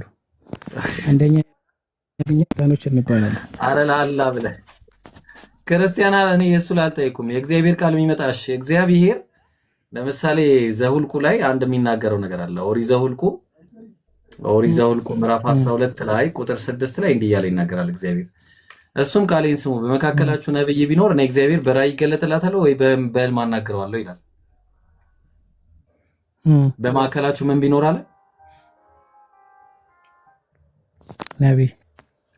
ስለዚህ ከእግዚአብሔር ጋር የሚነጋገሩ ማን ናቸው? የእግዚአብሔር ልጆች ናቸው። ምን ሆነ ነው ሰውዬ? አትሰማም ነው? እንዴት ነው? በምንድን ነው የምትሰማው እንዴ? ሰውዬ አትበላ አብርሃም። እስቲ እየተከባበረ እናውራ። አሁን እውነት ላይ እናውራ እንጂ ብዙ በመናገር እርሱም አለ እግዚአብሔር ቃሌን ስሙ አለ። ያስብልም። እሺ ቃሌን ስሙ፣ በመካከላችሁ ነብይ ቢኖር በመካከላችሁ ምን ቢኖር አለ? ምን ቢኖር? ነብይ። አዎ እኔ እግዚአብሔር በራእይ ይገለጥለታለሁ ወይ በሕልም አናግረዋለሁ አለ አይደለ? አዎ ኖህ ከእግዚአብሔር በምንድን ነበር የሚያገኘው ቃሉን? አሁን እዚህ ቦታ ላይ እሱም ቃሌን ስሙ በመካከላችሁ ያለው እግዚአብሔር በነቢይ በኩል ነው በራሱ በኩል ለህዝቡ እየተናገረ ነው። ገባኝ። በነቢያት በኩል ይናገራል እኮ ነው እያልኩ ያለሁት ብራዘር። ነቢይ ቢኖር አለ ነቢያትን በምንድን ነው የሚያናግራቸው? ማለት ነቢይ ሳይኖር እግዚአብሔር አይናገርም ማለት ነው። አሁን ያነበብከው ቦታ ላይ ያለው እኮ እግዚአብሔር ህዝቡን እየተናገረው ነው። ስለዚህ ለተራ ሰዎችም ዝም ብሎ ተነስቶ እግዚአብሔር እያናገረ ለነሱ መልእክት ይሰጣል እያልከኝ ነው? እንደዛ ነው እያልከኝ ያለው? ባጭሩ ነብይ አይደለም። በእኛ መጽሐፍ ቅዱስ ተረኛ ሰው የለም። እንጨርስ በቃ። ኖህ ነብይ አይደለም። ነብይ አይደለም መጽሐፍ ቅዱስም አይልም። ኧረ ጋይስ ኧረ ስሙ ያ ጀማ ነቢያቶችን እንዳለ ክደው። እሺ በጣም ጥሩ። አዎ አይደለም ያው ልብ አድርጉ አይደለም ብለው ጨረሱ። የካድኩት አይደለም ነቢያቶች አሉ ወይ ነብይ አይደለም። አይ እሺ በቃ ችግር የለውም። እሺ እናመሰግናለን። ያው እንግዲህ አምላክ እግዚአብሔር ከእሱ ጋር የሚነጋገር የሆነ እንግዲህ ሰካራም አድርገው አስቀምጠውታል። የወይን ጠጅ እየተከለ የሚሰራ ሰው ማለት ነው። እሺ ጥሩ። እሺ በጣም ጥሩ። አሁን ደግሞ ሌላ ልስጥ። እሺ አይ እናንተ በጣም የምትገርሙ ሰዎች ናቸው። እሺ ቆይ አንዴ ደግሞ ልስጥ። አይ ለእውነት ለመረዳት ስለማትሞክር ነው እንጂ የሚገርም ነገር አይደለም። የተጻፈለት ማስረጃ ልታመጣ የማይችለውን ነገር መጠየቅ የለብህም። ሰጠሁህ እኮ ብራዘር፣ ማስረጃ ሰጠሁህ። ማስረጃ ሰጠው? አይ አልሰጣኝም።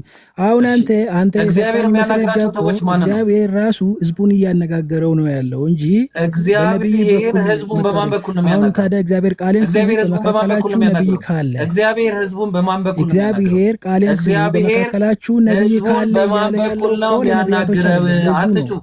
አትጩ። በማን በኩል ነው የሚያናግረው? እግዚአብሔር ራሱ ያናግረዋል። አሁን ያነበበው ቦታ ላይ ራሱ እያናገረው ነው ህዝቡን። በማን በኩል ነው የሚያናግረው? ህዝቡን ራሱ እየተናገረው ነው። ህዝቡን ተገናኝቶ እግዚአብሔር ከህዝቡ ጋር ዳይሬክትሊ ነው የሚነጋገረው ነው ህዝቡን እኮ ዳይሬክትሊ ህዝቡን ይነጋገራል እግዚአብሔር። አዎ ይነጋገራል ከሙሴ ጋር። ኧረ እኔ ስለ ኖህ ህዝብ ነው ያወራሁት። ማነው ሰውዬ? ስለ ኖህ ህዝብ ነው ያወራሁት። የኖህን ህዝብ ዳይሬክትሊ አይደለም። አሁን ያነበብክልኝ እኮ ነብይ በመካከላችሁ ያለው ስለ ኖህ ጋር የሚያያዝ ነገር አይደለም። ለማስረጃ ነው ያመጣው። ማስረጃው ችግር የለውም። እሱ ነው የእግዚአብሔር ፕሪንሲፕል ነው። ከህዝቡ ጋር እየተነጋገረ ነው። እሱ የእግዚአብሔር ፕሪንሲፕል ነው። እኔ ማናገረው አለ እኔ ማናገረው አንድ ነብይ በመካከላችሁ ካለ በራእይ ያለዛ በህልም እገለጥለታለሁ ነው ያለው። አሁን ጥያቄው ኖህን ሲያናገር የነበረው እንዴት ነው? እግዚአብሔር ራሱ እያናገረው ነው ነበረው። ኖህና በእግዚአብሔር መካከል ነብይ አልነበረም እኮ። እግዚአብሔር ራሱ ምን ያናገር ነበር? የሚያገናኝ ሌላ ሰው አልነበረም። ነብይ ማለት ምን ማለት ነው? ትርጉሙ ታውቀዋለህ? መጽሐፍ ቅዱስ እንደዛ ነው ማለት የነብይ ትርጉሙ እሱን ታውቀዋለህ? እየጠየኩህ ነበር እኮ አልመለስክልኝም። እስቲ አንተ መልስልኝ። የነብይ ትርጉም ምንድን ነበር? አልጠየከኝም። እኔ አሁን እየጠየቅኩ ነው። አልሰማሁም። አሁን ነው እየጠየቅኩ ያለሁት። መልስ። ጠይቄያለሁ። እኔ እየጠየቅኩ ነው። መልሰልኝ። ነብይ ማለት መለስክልኝም እኮ ምን ማለት ነው? ነብይ ማለት አንተ መልስ ብቻ የምትፈልግ ከሆነ ጥያቄ ነብይ ማለት ምን ማለት ነው? አየለ ነብይ ማለት ነው። ነብይ ነው ስትለኝ እኮ ነብይ ማለት ነብይ ነው ስትለኝ ነብይ ማለት ምን ማለት ነው ብዬ ስጠይቅ እኮ ነብይ ማለት ምን ማለት እንግዲህ ሊመልስ በነገራችን ላይ ጠይቄያለሁ። ብዙ ህዝቦች ከ900 በላይ ሰዎች እኮ ይከታተሉናል እኮ ይሰሙናል። ነብይ ማለት ምን ሊመልስልህ ወይኔ አረ ነብይ ብሎ ይጠራዋል ይብሮ መጽሐፍ ቅዱስ። እሺ አውጣው እስቲ ሰላም ልባችንን ጠባው። ላኢላሃ ኢለላህ ነብይ ብሎ ይጠራል እና ላሳየህ እንዴት እንደምትክር እናያለን።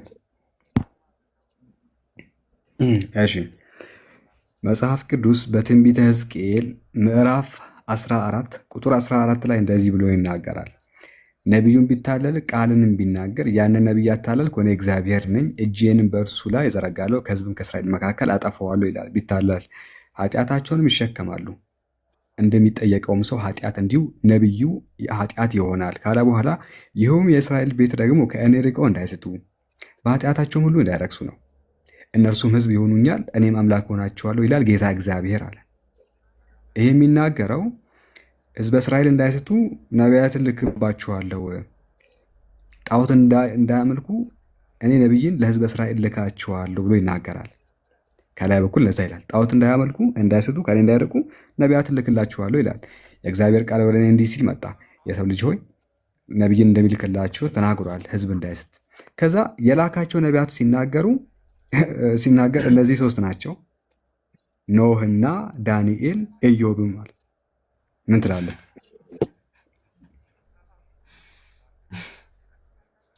አየሌ እነዚህ ስንት ናቸው? አቤት ሶስት ሰዎች ህዝበ እስራኤልን እንዳይስቱ እግዚአብሔር ነቢያትን ልኳል። እነዚህም ሶስት ናቸው አለ። እነማን ናቸው ሶስቱ? እነማን ናቸው? እነማን ናቸው? ምን ይላል እስቲ 14 ቁጥሩን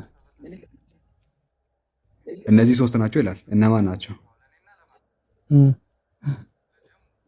እነማን ናቸው? እነማን ናቸው? ሶስት ናቸው ብሎ አንብበው አንተ። እነዚህ ከሰዎች ጥፋት ወደ ምድር አጣት ሳይመጣ በፊት በምድር ላይ ሙሉ አንብበው ሰዎች እነዚህ ሶስት ናቸው። እነማን ናቸው ሶስቱ? እነማን ናቸው?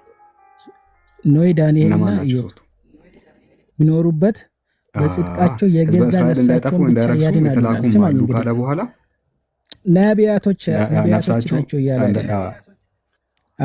ሶስቱ ሰዎች ኖህና ዳንኤል ኢዮብም በጽድቅ ቢኖሩ የናሳቸውን ነፍስ ያድናሉ ነው የምለው እንጂ የህዝቡን ነፍስ ያድናሉ።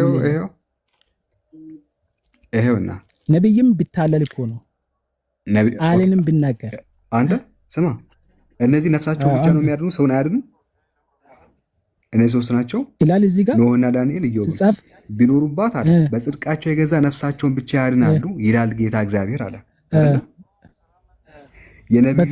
የነቢዩ ዳንኤል ትምህርት በትክክል ያንተ እምነት ሌላውን ሰው ሊያድን አይችልም። የነቢዩ ዳንኤል ትምህርት ስማ አያሌ የነቢዩ ዳንኤል ትምህርት ህይወት አይሆንም፣ ህይወት አይሆንም ምን ይሆናል ለተቀበለው ሰው ይሆናል። ሎቱ ስብሐት የነቢዩ ዳንኤል ትምህርት ህይወት አይሆንም አለ። ነቢዩ መከራ በልቶ በአንበሳ አፍ ተወርውሮ ስቃይ በልቶ አላልኩም። ትምህርቱ ህይወት አይሆንም አለ። ትክክል ነው። እሱ ሌላ ስብከት ነው። ቀጥል። እሱ ሌላ ስብከት ነው። እንደዛ ነው ያልከው አንተ። እነዚህ እንግዲህ የምለው መጽሐፉ ቁጥር 14 አንተ ያወጣከው ቦታ ላይ የምለው እውነቱ የእነዚህን ሰዎች ቃል አምኖ ወደ ጽድቅ የሚመጡት በጽድቃቸው ድናሉ። እነዚህ ሶስቱ ሰዎች ኖህ፣ ዳንኤልና ኢዮብ በጽድቃቸው በሰዎቹ ጽድቅ ሊድኑ የሚችሉት ራሳቸው ሰዎቹ ናቸው። የሚሰሙትና የሚመለሱት ይድናሉ። ናረ ያለውን ነገር ብትሰማ እውነት መቀበል ስለማትፈልጉ ነው። ህዝብ እንዳይጠፋ ነቢይ እልክባችኋለሁ አለ። ነቢዩ ቢታለል ቃልን ቢናገር ያንን ነቢይ ያታላል። እኔ እግዚአብሔር ነኝ፣ እጄንም በእርሱ ላይ ዘረጋለሁ፣ ከህዝቤም በእስራኤል መካከል አጠፋዋለሁ፣ ኃጢአታቸውንም ይሸከማሉ። እንደሚጠይቀውም ሰው ኃጢአት እንዲሁ የነቢዩም ኃጢአት ይሆናል። ይህም አለ ስለ ነቢዩ ነው እየተናገረ ያለው ወይስ አይደለም? አዎ ካታለሉት እግዚአብሔር ያለውን ካለ ውጭ የራሳቸውን ሀሳብ ከጨመሩበት ነው። አያሌ እግዚአብሔር ለነቢዮች ለነቢያቶች አውዱ ስለ ነቢያት ነው የሚናገረው ወይስ አይደለም? ለነቢይም አንዴ አውዱ ስለ ነቢያት ነው የሚናገረው ወይስ አይደለም?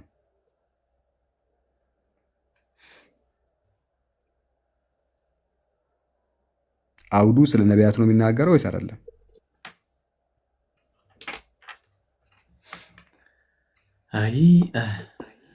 ስለ ነቢያት እየተናገረ እነዚህም ሶስት ናቸው አለ። ኮሜንታሪውን ቼክ አድርግ። ባይዘው የጴንጤ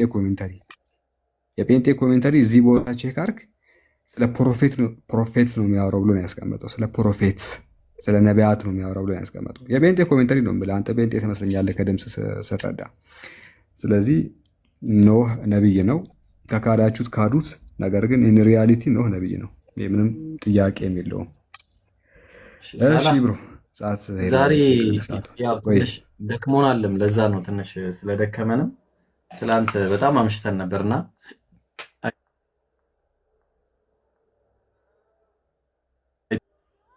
ድረስ ነበርኩኝና ዛሬ በቃ እንረፋለን። ሳላ ይቻላል። እኔ ቤት ከፍታለሁ። ግን ክፈት፣ ወላሂ ክፈት። ማሻአላህ 829 ሰዎች ሂድ ሳላ ክፈት። አሁን ወረድና ማሻአላህ እኔ ላጠቃለውና አንተ ለትምህርት አይደለም ከፍተው ለትምህርት አይደለም፣ ትንሽ ዝም ብዬ ላወራቸው ምናምን ነው። ኧረ ፈታ በሊድ ችግር የለውም። እና ለዛ ነው ኑ በቃ አህመድ አለ አህመድ አንተ አህመድ አለ። እሺ ያ ጀማ በቃ በጣም ደስ የሚል ፕሮግራም ነበረ። ያው ትንሽ ድካም ነበረ ዛሬ፣ ትረዱናላችሁ ብለን ተስፋ እናደርጋለን። ሁሉም ደክሞታል ዛሬ። እንደ እረፍትም ይቆጠርልን። ነገ ኢንሻአላህ በሰፊ እንመጣለን።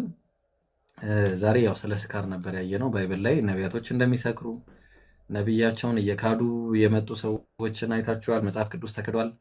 ብዙ ነገር አይተናል ማለት ነው ዛሬ ኢንሻአላህ። ሌላ ጊዜ ነገ ደግሞ በአላህ ፍቃድ ነገ እሑድ ነው። ነገ ትልቅ ኡስታዝ ምናልባት ጠብቁ። እሺ ኢንሻአላህ ነገ ትልቅ ኡስታዝ ጠብቁ። ምናልባት ኢንሻአላህ ሊመጣ ይችላል፣ ላይመጣም ይችላል። ግን ጠብቁ፣ ነገ እንዳትቀሩ። ነገ ኢንሻአላህ ሳላህ በቃ ነገ እንገናኛለን። እኔ በዚህ አበቃለሁ። እንትናን ጥራው፣ አህመድ ቤቱን ይዝጋ። አንተ አህመድ ና ቤትህን ዝጋ። ውስጥ እኮ እየዛፈ ነው። ሱብሓነከ አላሁመ ወቢሐምዲከ